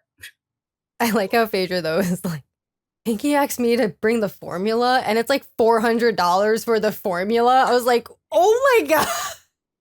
Vegan formula is wild to me. I've looked it up. I'm like, how? Like, I have a friend who was thinking about having a kid, and she's vegan, and I just, like, for shits and giggles, I was like, well, how's that gonna work? And I looked it up, and I was like, oh, okay, you're rich if you want to be vegan and breastfeed or have a baby. Yeah, well, that's when Pinky was like, I gave everyone the list of what they had to bring, and then it was Phaedra had to get the formula and stuff. I'm like, vegan formula? Because that just sounds expensive. I don't have to look that up. That just sounds expensive. But okay. Yep. And then that's when Phaedra called Pinky the Hamburglar, and I damn near fell off my bed. I thought that was the funniest fucking reference. I never would have caught it. Me talking about you, the Hamburglar, is the least of your issues. Ever in my life. Never even would have thought it, but this is why she's back on this television show, is because that's the shit we need. She called her the fucking Hamburglar because she's filing for bankruptcy. Like, yep. I love it. I just love it. She was like, did you see those articles that she's late on her rent? You might want to worry about that instead of eating no meat. Yeah, but the main thing we're going to focus on is the fact that someone said that you eat meat. Okay. Right. Got it. I'm actually more want to focus on the fact that you're bankrupt and how you got there. Yeah. I do think it's funny at the end where her husband was like, I'll just give you $10 million. I was like, oh, you just have that to give away? Okay. Yeah. Well, boss boots. When that came up too, I was also like, if you're married, then if you file for bankruptcy, isn't that going to affect him? I think it does. Because you're married. So shouldn't you discuss this before you file for bankruptcy? Because isn't that part of also why Amanda is so angry about being married to Kyle, is now she's broke too? Yeah, because your finances are like intertwined at that point. So like, I You're don't. married. That's why I'm like, when Pinky's like, I don't want him involved. I'm like, but you're personally filing for bankruptcy. Like, you're not like saying your business is filing for bankruptcy. Like, you are personally doing that. So I'm pretty sure that means, I don't know. Especially if they file as married, which I'm assuming you would. Maybe I'm wrong, but I don't think you are. But then we go to Angela and her fan business. Fan fees. I'm wildly entertained by this. The fact that I'll buy one. God Of course knows she I will. need one. I know. God knows I need one. I just my only note for this is I love that he said that's Flavor Flav's business. We're not getting into that. Such respect, Charles, for you to understand that Flavor Flav is still a very much relevant cultural icon. That's Flavor Flav, Simmer copping the style. Oh. Yep. That you can't just bust into his business of neck fans. And then we go to Pinky's event. Well, Portia and Phaedra are not there yet because they're eating a ton of meat before they go to the event. I will say though, Beyond Burgers are absolutely fucking delicious. So if that's what they were grilling up, you can still eat that and be like a meat eater. They're very good. Yeah, I mean, I'm sure there's fine food there. It's not like you're not only gonna get a salad. Right. Well, while we're on that subject, I've never felt older in my life. Aiden is 15 years old. Oh, I know. Every time I see him, I'm like, I can't deal with this. I feel ancient. I know. Cool. He's just gonna go take a nap while they eat some food. And yeah, we're now at the event, and everyone's talking, and Shamia and Phaedra are talking about the. Oh, Shamia has a problem with Phaedra because she said that she'd rather have Cynthia as a godmother or whatever. Yeah, one of those. But Phaedra's mad at Shamia for that. Whatever. Phaedra's mad at Shamia because she said Cynthia would be a better godmother because Noelle can speak eloquently and has a bright future in front of her. And I was like, that's a, pardon my French, cunt move. Like, I mean, look at Noelle's life. She's just such an articulate, beautiful woman. So I know if all else fails, Cynthia gonna make sure my babies are okay. Like, that's just mean. Yeah. Like, and not even, but you could just say that you're not friends with Phaedra. That's fine. You and Phaedra have never gotten along. Yeah. It's not, I would be honestly shocked if you did name Phaedra as your godmother. I feel like that would have been a better reason. Like, I'd pick Cynthia because, like, obviously I'm closer to Cynthia than Phaedra. Exactly. Okay, cool. That's it. That's fine. No one needed the extra. Exactly. Yeah, Shamia just tries really hard. That's my issue. Every scene she's in, she just drags it down. Like, I actually think I wouldn't mind Pinky's event if Shamia wasn't there. Yeah. I did really enjoy, though, that Pinky tried to stop this fight and was like, can't you just finish this in Dallas? In Dallas. And Cynthia was like, oh, hell no. Absolutely not. You're going to finish this right here and not on my trip. We will deal with it outside. Okay, not Dallas. Cynthia, this episode, I'm so happy she's back. And I'm happy she's in like that weird full-time friend role. Yeah. That like we had in Miami with Marisol and with Kiki. Like, this is a full-time friend. She's not going to pop in one episode and then in two more and then be done. Like, Cynthia's in this. I love it. I will say what I didn't love is the need to have that Maury fucking clip thrown into this episode. Like, no one needed that. Yep. I had that in my notes too. It was like, that was not needed at all. And this was Pinky trying to get money. Yeah. Trying to get like an endorsement or whatever. I know she said she was a producer on the Maury Povich show, but we didn't need Maury Povich. No, I don't. Did we all watch that show? Yes, obviously we all did. We're not like, yes, we grew up at that time. But like, I didn't need him to pop up out of nowhere to be like, oh, she's not lying. She doesn't eat meat. Like, okay, great. If anything, this just made me dislike Pinky. I did the opposite effect of what I thought she was trying to do. Like, not to say I even liked her before because obviously I had my issues with her, but like, this just made it worse. I don't know. Like, we don't need you to call in your celebrity friends. No. But then we go to Portia, her sister, and Dennis. Yes, Dennis. This was, God bless us for having Portia back on our screens. This was chaotic mess, like to and from.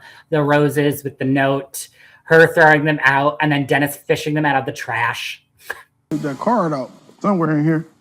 Because it is. Her sister throwing it in the pool. Yeah, she like dunked it in like holy water, like. But we learned all of this by Portia saying she's going to start like 3 podcasts and a YouTube channel with her sister, one with Dennis, one with PJ, and then PJ on the YouTube channel. Yeah. She was like, we're going And to they're now, co-parent a podcast. And I'm like, what? when she said that, I was like, that doesn't make any sense. You're going to what? Okay. Are you gonna, on the podcast, talk about co-parenting? You guys are, yeah, we definitely want to model all of that after them. Oh, yeah. It's such a great breakup. Yes, please.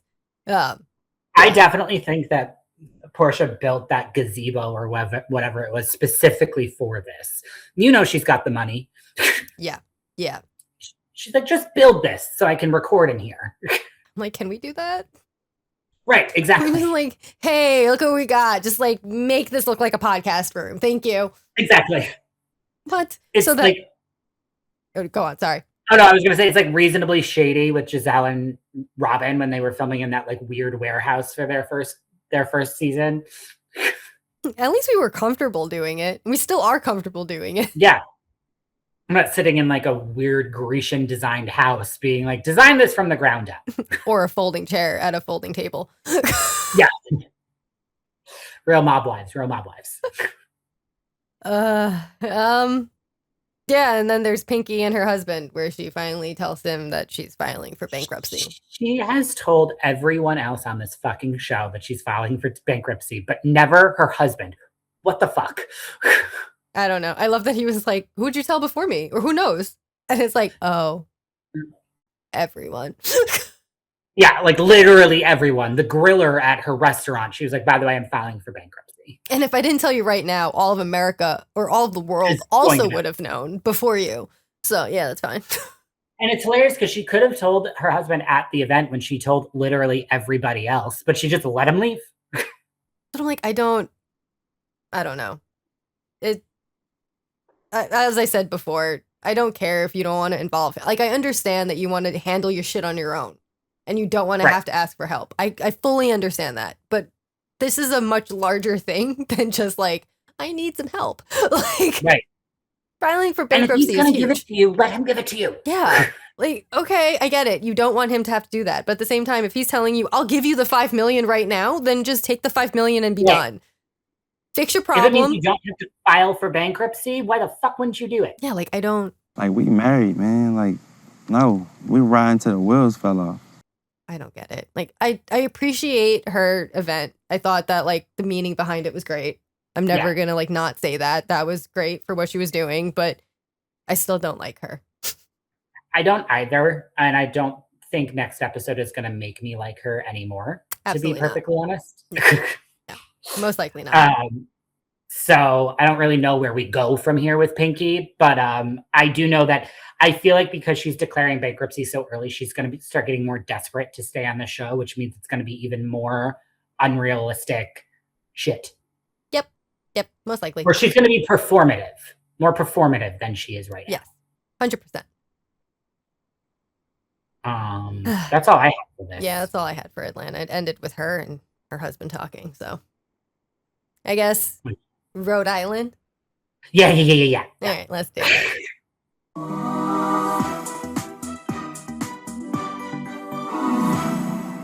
So it starts off with it's Rosie and the Sunset Cruise with her gays and girls and gays.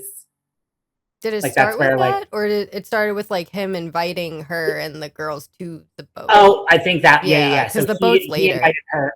Yeah. So he invited them all, which never goes well because all I could remember was the Nene episode of Atlanta where it was the white party and bring your gay, and everybody was like, "That's not a great look for you." Also, even the way like you just said that, and I was like, ugh. Yeah, exactly. I was like, that's how it felt. I was like, this doesn't turn out well, and Nene got criticized for that, rightfully so. I mean, like, seasons after. Can't really say that. No, you can't. So, Joellen, Liz, this is when I started to take notes because I was like, this is funny. Yeah. Joellen shows up at Alicia's. Alicia's trying to figure out her floral decor. Leave it alone, girl. You're a cracker and a fig Newton, and that's all you need. We don't need this. But then Joellen shows up with this, or Liz shows up with this huge fucking bouquet of flowers. And like the pitiful one that Alicia was trying to make was like left to the side. I was like, this tracks. I also like that she's like, look, Joellen, I made you a flower arrangement. And it's like, okay, thank you. Thank you. Not the big one, the small one. Yeah, exactly. The big one's mine. Small one is yours. Then Liz shows up next. They're gonna open. This was so fucking funny when they just went, when she was like, hair of the doggers that bitch you, or whatever she said it was. I was like, Alicia, you are just constantly giving. Yep. 100%. Little hair of the dog. The dogs are at my mother's. Like, I want to sit by your pool. And then when they were like sitting there and she was like, I kind of feel bad for Colin or Ahura, but I got mad. So what was I supposed to do? And I was like, yep. That's a Rhode Island thing. Like, you just say hua because it feels good. And then also I loved seeing Joellen and Liz kind of like have their like I knew they were friends, but I didn't think they were close friends, but they had that like little like jab thing that we have. Like we can make fun of each other in like a joking way, and it's meant for that. And that's exactly what Joellen and Liz were doing. I was like, see, this is why this show works. Every cast member is connected some way or another. Yeah.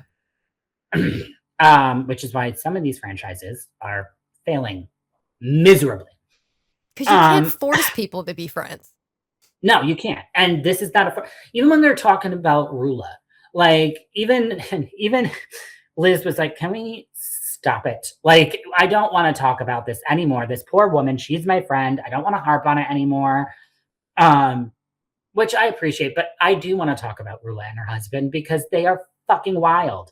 Yeah. I can't wait till we get to the part where he like left her to go fuck the mistress. Obviously. And picked her up. To go back to and the then took her to the party. Oh, what the fuck? We'll get there. But now we're at Kelsey's house where she has her own salon and is cutting Ashley's hair. She does hair? Apparently. And is very upset that Rosie did not post anything about her doing her hair. Tell me that the most millennial fight. And did you notice that on the boat when they were fighting, all of the other like Gen, whatever they were, like the age above ours, were completely disengaged with it, and it was just Ashley, Kelsey, and Rosie. Everybody else was tuned out, and I'm like, yeah, because this is a stupid fucking fight. You're fighting because someone didn't post something on Instagram, and like I get it, you want that like notoriety at some point, like if you have a lot of followers, you want someone to share it. I understand that, but yeah, to get into this huge fight, I'm like, yeah, no one cares about this except you guys. It was wild. I said, I just said, why is she? My only note from this was, I didn't know that she could do hair. Kelsey seems like a nightmare. And why the fuck is she laying in a sink? Like, no, the sink thing was at Ashley's house. Cause remember she was like, my sister does my hair normally. Yeah. So that's, Kelsey actually had like a proper, cause it was a full ass salon in this house. So she had a proper hair washing sink. Then they're on the boat. They go to the boat. Martini Mike is back. Do you remember him?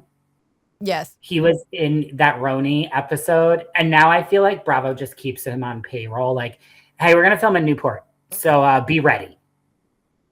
Because legit, all we've ever seen him on is any show, which is only one that's ever filmed in Newport. Which is going to be ironic if next week's episode, there is no Martini Mike because they're filming their cash trip is in Newport. That would be funny. I love that Dolores is just eating her pizza. That's what I'm saying. Like, this fight that culminated on this boat, like, everybody else is just watching it play out because they're like, this is the dumbest shit I've ever seen in my entire life. Is you're fighting about tagging someone on Instagram. And I definitely clocked Ashley a couple of times when she was sitting in the middle of them being like, can I move? Can I just get up and move? I don't want to be a part of this. Yeah, no, I feel like she was literally like how I would understand both sides. It was just like, okay, yeah, I mean, at least fucking post something. Like anything, a story, just fucking anything. Do something. I did it, just do it. And then the other side of it, like, well, you don't want to, so like, fine. It's not a huge deal either. But yeah, I would have been Ashley. Like, can I just go over there? Yeah. Can I go hang out with Liz and Alicia? Like, I don't want to be here. I don't want to be I do love that Liz was trying to help out with the boat lines though. And I'm like, okay, Liz. Looking up at them like, do you need my help? One of them falls. See, I told you needed my help. Are you okay? I knew you guys needed me. Oh God, I love them. And then the only thing I had after that was just somebody said, "Oh my God, look at that sunset," after that huge dramatic fight. And I was like, yeah, this is why we love you guys. You guys are absolutely, because I would think the same thing. I'm like, you're on a boat, you're on the water, the sun is happening. Why are we not focusing on that? Instead, we're focusing on whether you tag me in your Instagram post. Yeah. I have Liz and Jerry. Oh, the boat that they sold. I love that she's like, it brought us many, many good memories. And I'm like, weren't part of those memories, what didn't you actively say or admit to the fact that you may have stepped out on your husband may have stepped out on you? Because that's also what's hilarious about the show is everybody's cheating on everyone. It's honestly hilarious. So I'm like, get rid of the boat. We're good. Yeah. Then we go to Rulla and Joellen meeting. Joellen is the queen of this show. I'm just going to say it right now. She is going to be around from the beginning to the very fucking end.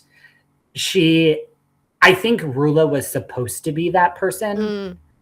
And then because she got scared, she just kind of shied away, clearly, because she doesn't even get on the Sprinter van, which we'll get to that. But I think it's hilarious that they meet up.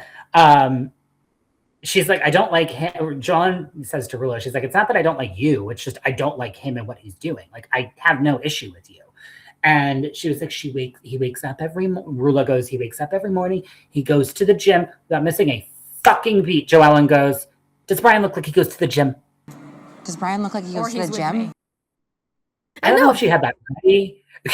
No, because it was because Joellen started with like, Rulla, every morning he goes to her house and brings her coffee. And she was like, no, he goes to the gym. And it's like, and that's when she came with that comment. And that's real. Like, really? Valid point. You really fucking think that every goddamn morning that man's going to the gym? Okay. Joellen's husband, I would believe. Yeah, like, I don't care what tracker you think you have on this man, but it is not working. It is not. I don't know if you bought it at the 99-cent store. I don't know if you bought it from Lenny Hochstein from Miami, but like, it's not working out for you because he's definitely fucking her. Yes. And it's like, I love how in her confessional, she's like, just give me proof. Give me proof that's not generated by something and then I'll believe you. And I'm like, but every time Joellen tries to show you something that's real, you reply back with like, no, that's fake. No, that's fake. No, that was created by AI. No, that's this. No, this, that. Like, you're never going to believe her. So why even say that in your confessional? Like, you're just not going to believe her. You have blinders up and you think Brian is being completely faithful to you, which is crazy. But yeah, whatever. Live your life. When she said AI, does she mean like the girl is made up by artificial intelligence on Instagram, or like the mistress was using AI to create images of her and Brian? I think to create images and then to create those text messages that Joellen was trying to show her. So like everything that like they would be texting each other, Rulla was like, well, no, like she just like has that messaging app and can create it and make it look like that's what happened. And Got it. Really? So like the Summer House reunion AI generated West and Amanda coming out. Yeah, like you really like, she's going out of her way for that man. That's my thing is this is the guy that you're willing to die on the hill for? Whatever. Like, not me, not now, not that man. And then we go to Alicia and her polo event. Well, first they're at the restaurant, but then they'll go to the polo event.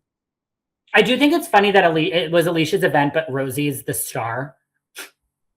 Like, she's the one. Was it a joint event? I feel like it might have been a joint event.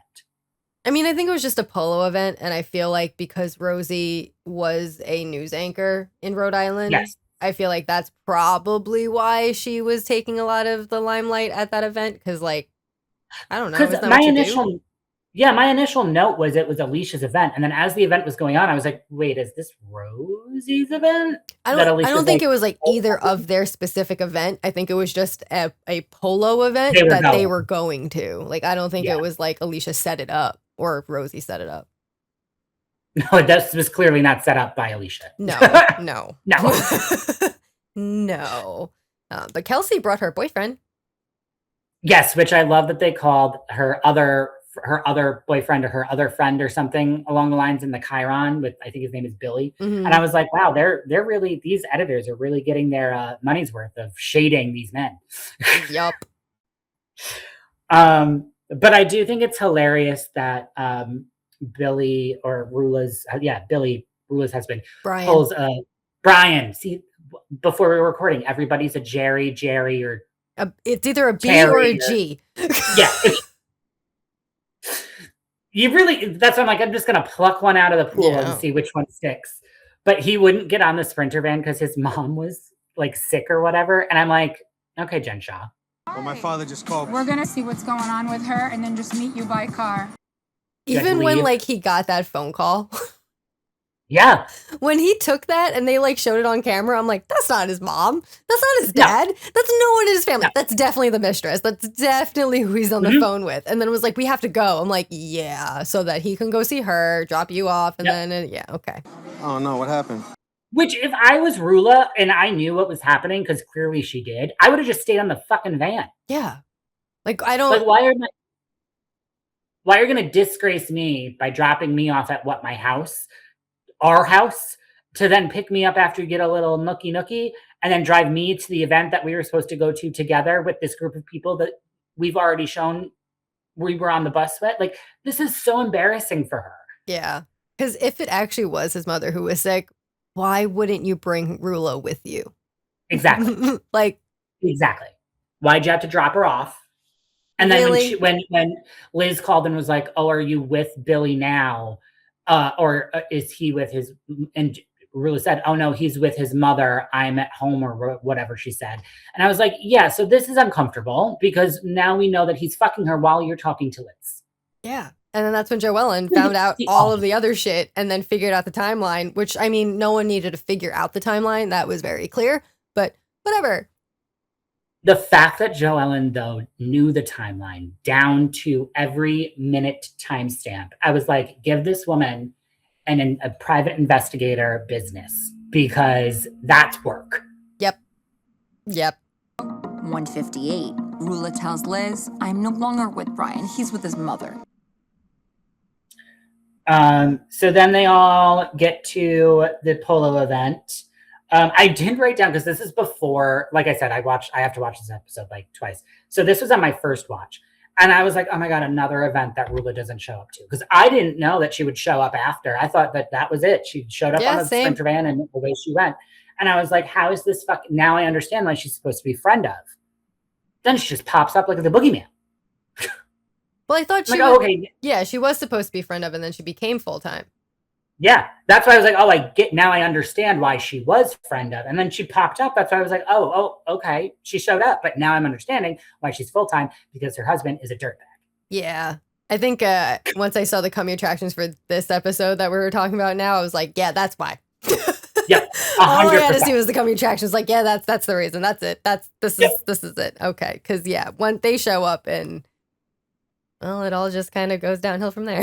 Well, what I love about once they show up is at this point now, Liz is to the fact where like, well, fuck, I can't keep saying that this doesn't happen. Like she said at the beginning of the episode. So now she's like, all right, well, now I need to go talk to my friend because this is actually out there. Showed in real time, Instagram proof, like he is with her at this moment while they're at the polo match. Rulla is not with him. Well, no, Brian is with her.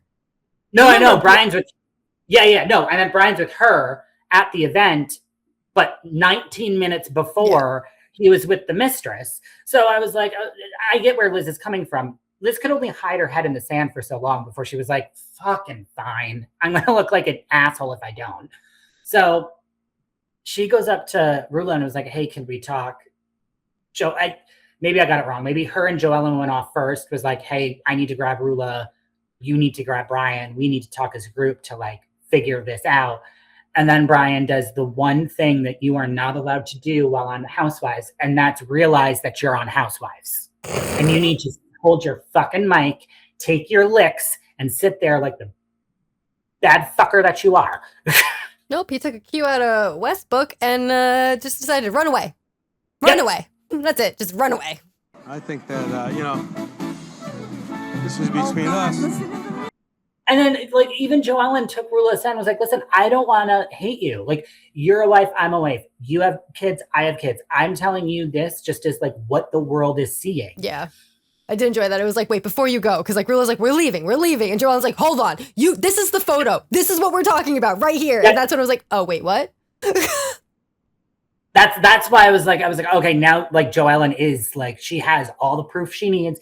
And then Brian says, oh, you're perpetuating and I was like, bitch, it's on her fucking phone. Yeah. She's not doing this. She didn't post it. Your concubine did. Ridiculous. And he's like, well, Rulla knows that I spoke to her. And it's like, what are we doing here? My favorite is when he said it was yesterday and then not 2 seconds later goes, oh, it's been a while. How much did you fucking talk to this girl before it's been a while? Yeah, I told her I called her yesterday. I called her right afterwards. I haven't spoke to her since then, so for a long time. And is a while, you mean like 20 minutes ago? And also, why does he need to bring her coffee every morning? Does she not have a K-cup maker? He's trying to be like Andrea. Right, except like the trashy version. Yeah, because he's cheating on his wife. Yeah, exactly. Correct. I was just like, Jesus Christ, this guy is just going to keep burying himself under the ground. And then this is the one time that I was like, Alicia, shh, go back to running people over with your car. Because she went up to Brian and was like, you know what? I understand Rulla. Maybe she just forgives and forgets. I forgive everybody. I forgive him. No, the fuck you would. Maybe that's why you've been with this guy for 9 years and no marriage. I really can't talk about that, so. Oh my God, I didn't even think about that.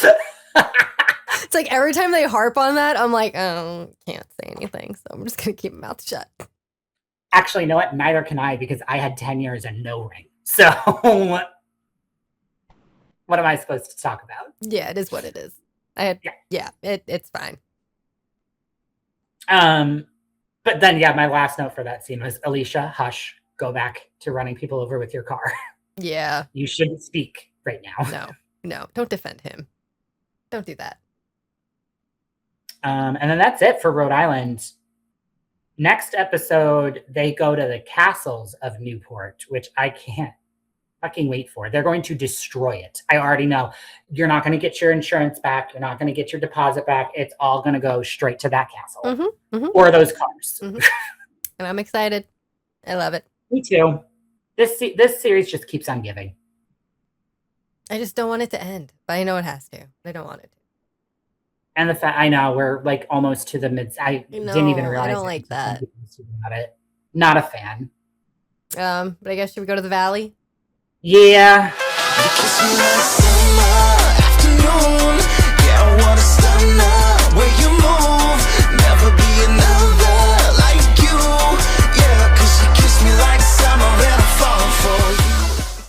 Okay, this one starts off, well, at least I have it starting off with Danny and Nia. I don't know if there was that like in between or whatever. It's doing that stupid shit that we hit it on Housewives where it like goes to every person on the, I don't need that. Yeah, it starts that way. I'm like, I don't know what you want me to write here. So I'm starting with Danny and Nia, where I feel so bad for Nia. She needs such a break. Give her a mommy vacation for the love of fuck. Like 5 years straight of this is insane. Babies? Yeah, just babies. Like not even just like being a mom is one thing, but like babies. Being pregnant and babies is... I could never. And then, yeah, Danny got that man milk vest thing to try to help feed the baby. This pissed me off so much because I feel like it's like doing one of those things where he thinks that it's a joke, but it's incredibly insensitive. Yeah. Or like he thinks he's trying to actually be helpful and funny at the same time, and it's like not landing that way, but like he thought that this would be a good idea, I guess. Okay, good. I'm glad I wasn't the only one because I felt like an asshole, but I'm like, I feel like this was kind of like a jackass thing to do. Yeah, I think like it's one of those intention impact things that we talk about where like I think the intention that he had wasn't a bad one, but I think like it just didn't. No, that's not what you should do, especially because it didn't work. It fell totally flat. And then we have Jason Schwartz and Jesse getting their nails done. Yeah, I wrote that down. I was like, this is so dumb. I was like, I can't with this. Yeah, like, although this is kind of where I started to like Schwartz on this show. Yeah. I did really like that as he was talking about the singles night that they're gonna do. The receptionist was like, yeah? What are you doing? Where you going? What are you doing? Like full on hard eyes for Schwartz. Like that was it. The entire time was just like, Schwartz? Yes? Where? What? Like we should have a singles night. Oh, hey. Which honestly, Schwartz, date her instead of Michelle, please. I'm fine with that. Like I'm very much okay with that. Yeah.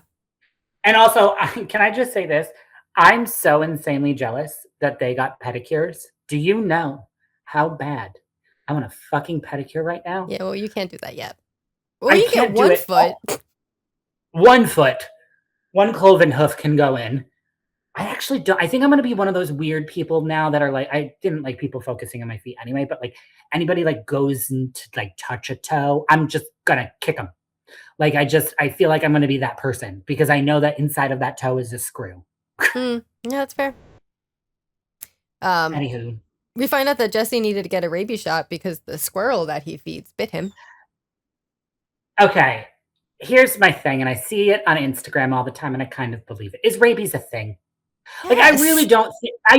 I think it's a way for people to stop me from adopting a raccoon. Is what I think it is. Okay, Robert. So then you go find yourself a fucking raccoon or something that actually might have rabies and go have fun with it. But yet, rabies is a real thing. Also, do squirrels get rabies so easily? That squirrel seemed domesticated. I mean, yeah, even he said it. He looked it up and was like, or Lacey looked it up and was like, squirrels really don't carry rabies like that. So like you would have been fine. But I don't. I hope he adopts that squirrel for Isabella. I was just like, I love the fact that one, you're feeding a squirrel and it bit you. And yeah. It bit. And like I love that it was like treat like the lead up to it was like, oh, it's a cute little squirrel, I'm feeding it, and then all of a sudden it just bites. Like it latched onto my finger and then it bit. Yeah. I'm like, all right, Jesse. Also a squirrel of all fucking things. Like honestly, you're in LA. That's what you get bit by. There are a lot of squirrels there, though. Maybe getting. Are there? Yeah, when I was at my friend's apartment and I would sit on her balcony, when I tell you there was a squirrel like this close to my face, like face this close, like I was like, hi, because like there's a tree that overhangs her patio, and I was like, there's a squirrel like right here, like I can like touch it, like what the fuck is happening right now? But yeah, I don't know. Hilarious. I didn't think squirrels with LA, but I guess that makes sense. Yeah, they're there. But yeah, then we had them all talk. Well, Schwartz was talking about the singles event, and like I said previously, did the correct thing. Right. And when talking to Jesse about it, was like, you know, like obviously I wouldn't do anything unless we were like fully in love, because that would be like the only reason why it would be okay. But you know, we're just hanging out, and I like that Jesse was like, it's fine if you date Michelle, and that's solely because then he can just make them both feel as uncomfortable as possible for as long as possible. Unless it was true love. Like if I truly loved her, that would be a different thing. Like I would never shoplift the booty. You know what I like? And I think this is why I like Jesse. He knows he's an asshole. Yeah. He knows and he owns. Yeah. He's not trying to be a West. He's not trying to be a Jax. He's not trying to be a Sandoval. He knows he's a dick. Mm-hmm. And he leans into that dick behavior. And that's why I think I like him, because you're not trying to fake anything with us. You are an asshole, and we can expect asshole shit like that from you. Mm-hmm. Yeah. And we can expect you getting bit by a squirrel. Which, by the way, it makes me like him even more. Like you're trying to Snow White yourself out here in this bitch in LA, and you get bit by a fucking squirrel. Oh, God. Oh, and then we're back at Kevin Chan's, because we're always at Kevin Chan's. This man and his, the way he's like a fucking cockroach and doesn't leave Bravo, my God in heaven. When they showed him, I was like, oh my God, how? Yeah, even Honda was like, wait, isn't that? I'm like, yep. You don't even finish it. Yep, that's him. That's the guy. Yeah, that's the guy. Like, Jesus, he's like Harry Dubin of the West Coast. Like, we can't ever get rid of him. Oh my God, wait, speaking of Harry Dubin, did you see that photo? I know. Uh-huh. Anyway, we're not Are going we there. watching that? We'll see. I mean, we don't have to. We'll see. We'll pause. But I don't know if we're ready for Ramona. Okay, back to Kevin Chan. They're there because Michelle wants to rework her engagement ring, which I actually think is a nice thing to do. Me too. I actually have that written down. I said, I thought that I would have hated that, but as she's explaining it, I wrote down, I was like, I actually like this idea. Yeah. Even like when they showed Lala's, I was like, oh, yeah, that's actually really smart. Like, that's a good way to like honor or like keep it without the memory having of it what it mean is. something. Yeah. Yep. 100%. I thought it was really cool. Yeah. And then we go to Brittany, Jasmine, and Kristen at lunch. I have to say this, and it's her confessionals. Kristen looks gorgeous. Oh yeah. 100%. My God, I don't know if she did what that other lady did and ate the placenta or whatever of the baby or whoever. I remember that was a thing on a show that we watched. Oh, it was Ashley Darby. But a lot of people do that. It's supposed to be good for you. And it's supposed to help with the postpartum. Yeah, if that's the case, girl, you look great. I think it's just like that mommy glow either way, but no, she does look great. I just feel really bad for her because watching this like lunch start was the most depressing thing because she was just so sad. No, I mean, I literally texted Luke when I got here and said, I'm not leaving the house ever again. But then I also really loved the switch up that happened so quickly because like as per usual for normal Kristen, it's like, I'm really sad. So about Lala and Jasmine, right? And like immediately changed and went there. I was like, there's Kristen. That's the Kristen I know and love. Everybody kept saying like the Valley was centered around Jax and Brittany and all that. No, this show, and this is proving this show was built around Kristen. Yeah. Wait, real quick, what about you and La? Kind of like how In the City is built around Lindsay. Yeah. Which actually, now the parallels. Lindsay, Kristen, Jax, Brittany, Kyle, Amanda. It kind of makes sense now. Mm-hmm. Mm-hmm. Okay. Now it clicked now. Now I'm understanding. Yeah. But yeah, so anyway, yeah, no, I felt really bad for Kristen. My next note is Brandon is a dirty asshole. And I think because I was watching this at like 2:00 in the morning, I don't remember why Brandon is a dirty asshole, but that's my note. It's because they brought it up. Brittany was like, oh yeah, it was all because Brandon brought it up. And like, oh yes. Yeah, said the whole thing about Lala and Jasmine and whatever in the car and like the whole thing was his fault. Yeah. And then yeah. Yep. Now I'm remembering because my next note is Brittany can't see it. And now I'm remembering because Brandon is doing the same fucking shit that Jax did. Yeah. And Brittany can't see it. Yeah. And then Brittany tells them both that now they're like going out, like full on relationship. And the both of them were like, what? No. Yeah. Like Jasmine was like, pop the puss, not the label. What are we doing? Don't do that. Pop the puss, but let's not pop labels. I fucking love Jasmine. I really do. I think that she's great for this show. I think she's a great Bravo celeb. I hope that she has years to come on our television because she's so fucking funny. Like, I love when she also, like, last episode when she went up against Lala, she didn't give a fuck. Everybody's usually terrified of Lala. Jasmine doesn't care. Yep.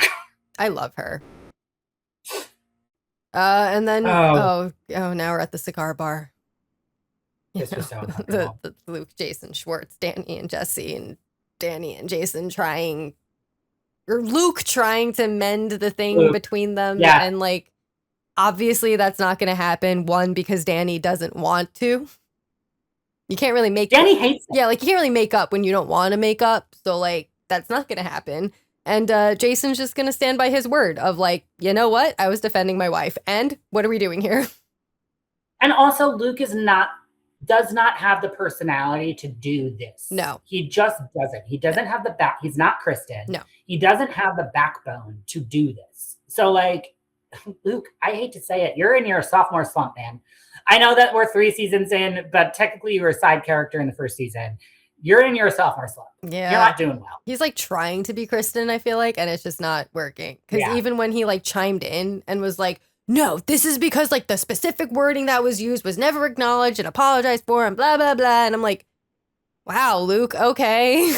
And that's the other thing is like, if you're trying to mediate it, it's not about you. Yeah. if they're not bringing it up and they very clearly don't give a shit about mending this friendship, then like leave it the fuck alone. I'm not here to be friends with you, to be honest. I'm in the same boat, to be honest with you. Oh, great. Because like it's not gonna happen. They don't. That's the thing. They don't want to be friends. Stop forcing it. Yeah.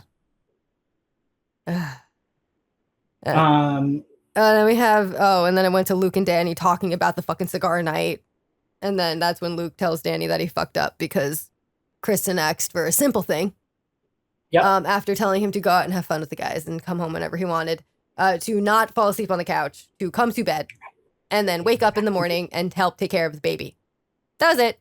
That's all. And he failed to do all of that and fell asleep on the couch.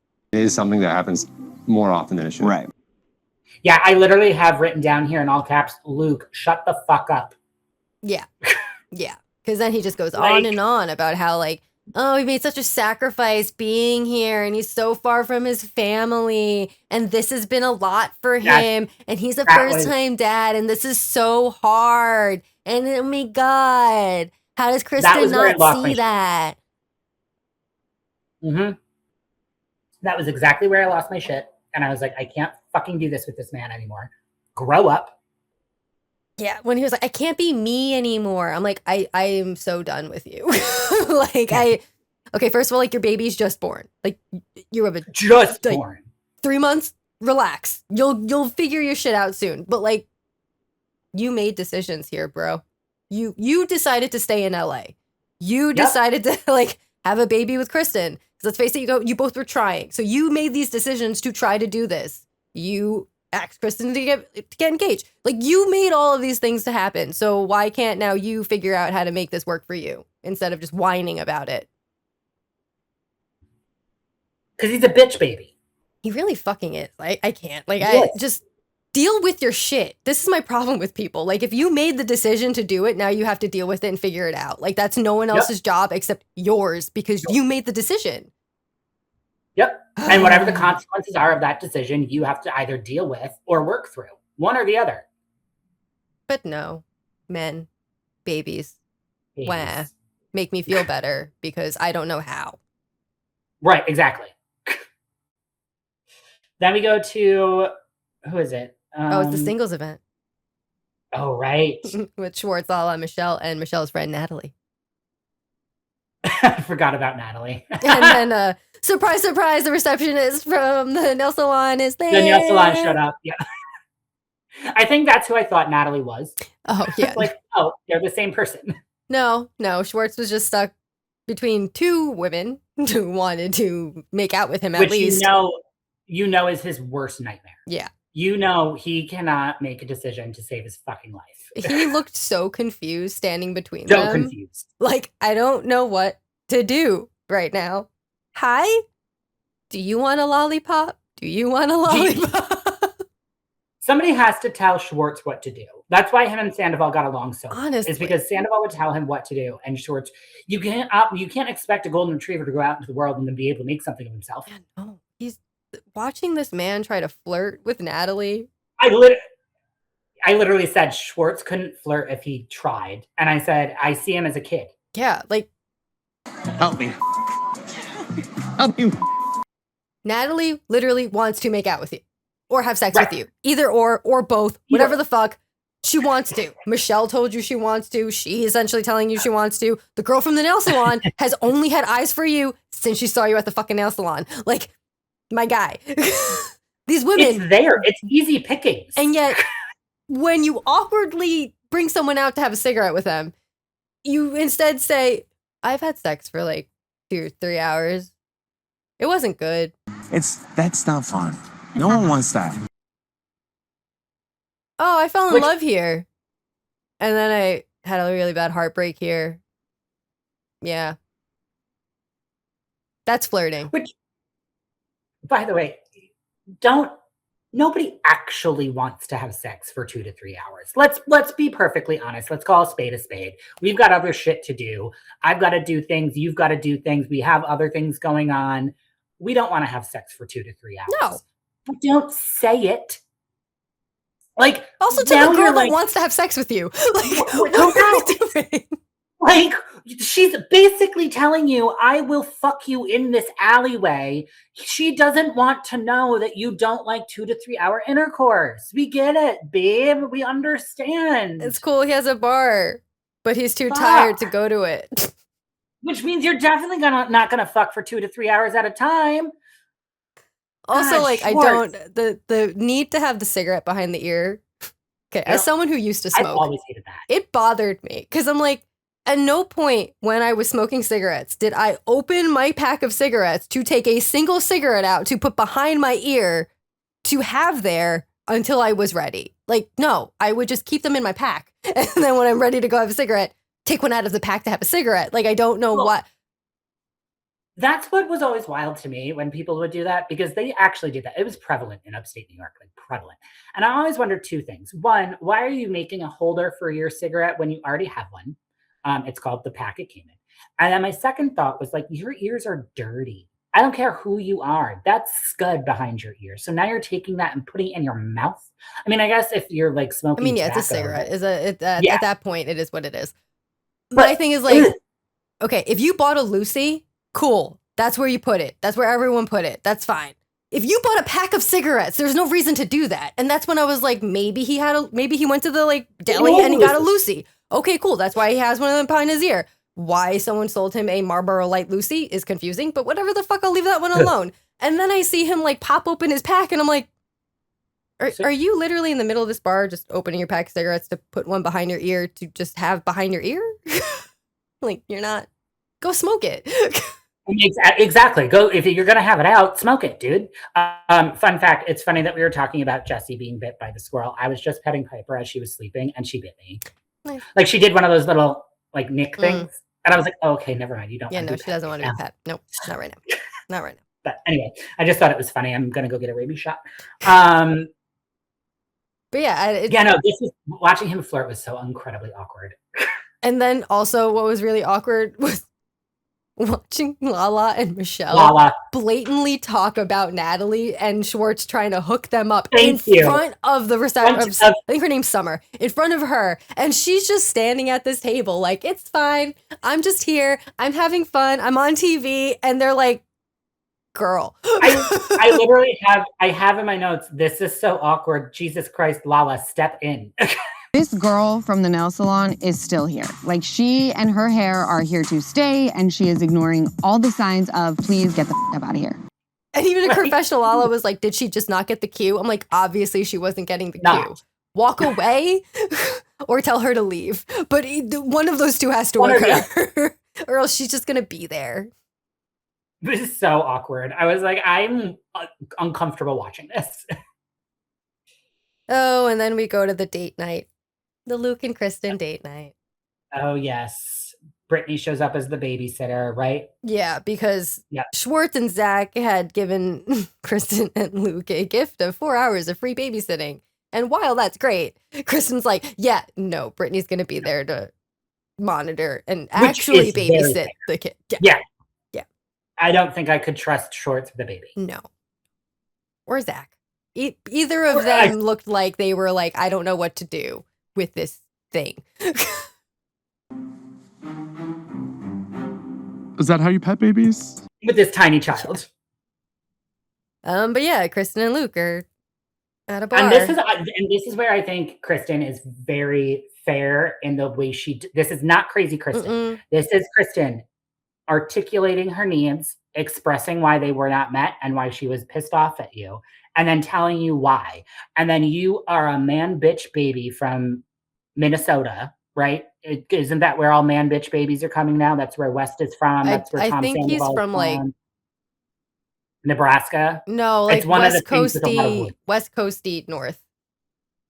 West Coasty North. What? You know, this like is where Colorado, he's at. Montana, those guys. I'm not saying California. I'm not saying like Oregon, but like, you know, a little bit more in and up. Cut. Yeah. In and up. Edward Cullen might live there. We don't really know. But that's why I was like, she told you what you needed. You didn't do it. You don't have a leg to fucking stand on. Nope. Apologize. Don't do it again and move on. Yep.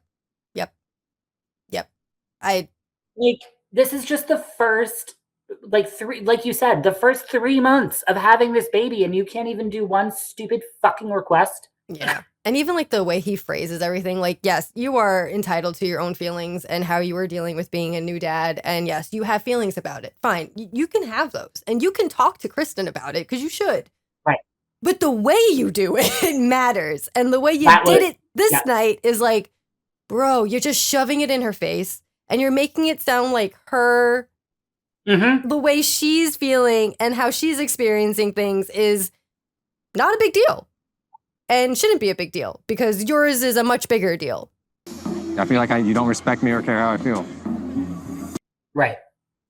It's so much harder for you than her, is how it comes across. And like, I'm not trying to say that's exactly like, I'm sure he means it in a way of, like, I know you're having a hard time. I'm also having a hard time and I would just want to talk to you about it.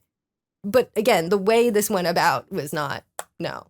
Well, that's why I'm saying, like, yes, but your experience, I don't want to say pales in comparisons to Kristen, but it kind of does. Like, are you going through postpartum? Like, I don't think so. The chemicals don't work that way. So while you are entitled to your feels and you're entitled to, like, you're a new dad, I totally get that. But to try and not over explain, like make your issues larger. Yeah, exactly. Outdo Kristen's. Try to like one up you right now. You have empathy for people other than me. Babe, you're starting that battle with no legs and no arms. Yeah. That's why, like there's a constructive way to do this in a manner that will work, where the both of you can voice what it is that you're feeling right now. Cause this is a lot. She's going through postpartum. She just had a baby. She's having body image issues. Like there are tons of things. He's never dealt with that. No. Like with a woman like that before. I don't think he's had kids from anyone else. No. And it's like, it's also Kristen. So like, if you know her, like you already know who she is inside. You know her triggers, you know what's going to happen. So like for him to go about this conversation and just because he's frustrated is like, she was talking to you in a very calm way. She was eating her pizza while talking to you. Like it wasn't supposed to come off as an immediate fight, but you She's not telling you to suck a dick. Yeah. Like which Kristen can do. Yeah. Cause I think at one point, as he started to go there and I saw her face change, I was like, you are about to get the Kristen that went to go tell what's her face to suck a dick. Like you better watch your mouth right now.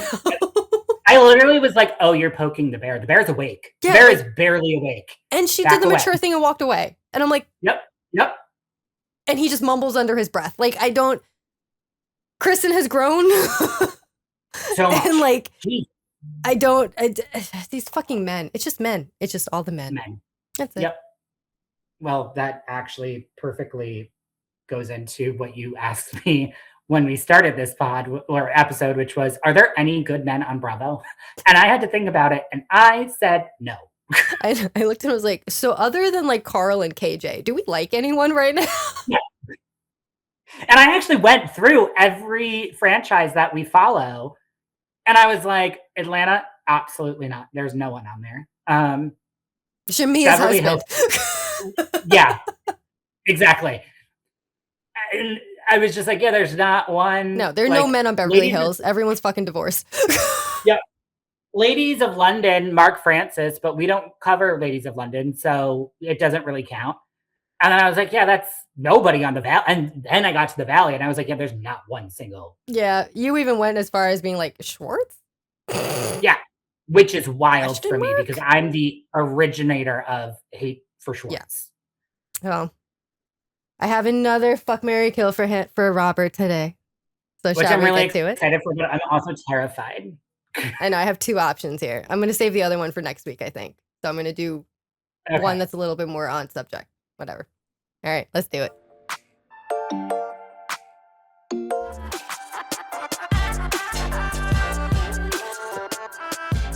Okay. So this week's fuck, marry, kill. I think we're going to do do it this way from now on because I feel like it's fun. And I don't know. It's fun. I'm having fun trying to think of random ones. And it is fun, and I like the anticipation. I'm like, and the creativeness behind it, I think, is I know. I'm like, Interesting. I'm even trying to do like categories. Like, what will this week be? What will next week be? We'll figure it out. All right. So we're going to stick with how much we hate men. Okay. All right, Robert. Fuck, marry, kill. West, Luke, Danny.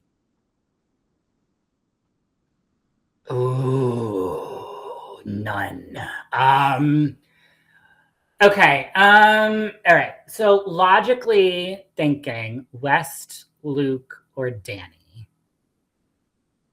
I would probably. Shit. Okay, I'd kill West 100%. He is not physically attractive for me at all, and he is not financially well off. So immediately, I want nothing to do with him. He offers no value in my life. So then I'm left with fuck or marry. Neither one is great for either one. I guess. Yeah, this is a good one, right? Damn it. I'm trying to think of which one irritates me the least, but they both irritate me on the same scale of irritation. So like killing them, I'm going to be stuck with one I still don't like. You know what? Okay. I will marry Danny because I have had a crush on him. I do think he is attractive and he is wealthy based off of his previous acting work. I would probably fuck Luke only because I could break him. He's a tiny, frail... Wait, did you say you'd fuck Danny and Luke? Oh, sorry. No, I said I'd marry Danny. Oh, right. Marry Yeah, Danny. sorry. Yes. And then I would fuck Luke because then it would be a one and done and I'd never have to deal with it again. He can't get me pregnant, so I don't have to deal with his frail masculine energy. Okay, that's fair. That was real. That was harder than last week's though, because all three. Well, West was kind of easy to kill. I mean, I'm pretty much gonna always kill West. Yeah. Unless you put him up against like Saddam Hussein, then I would probably pick Saddam Hussein. But I mean, jury's not out. So, but yeah, I mean, but those other two, because they're both smelly adult man children. And that was hard. That was very hard. I mean, all three of them are smelly, gross man children. I'm understanding now that we're getting into categories of fuck, marry, kill. Yeah, right? That's what I'm going to do. That's why I'm like, I'm going to make this like a thing. That's like, it's always going to be difficult. It's never going to be easy because I can already think of it. Like when I start thinking of names, I'm like, maybe, nope, that one's too easy for Robert. I already know what he was going to do with that one. Right. So like, I got to like really figure this out. That's why I'm like, yeah, no, those three, West, Luke, and Danny. What's your pick?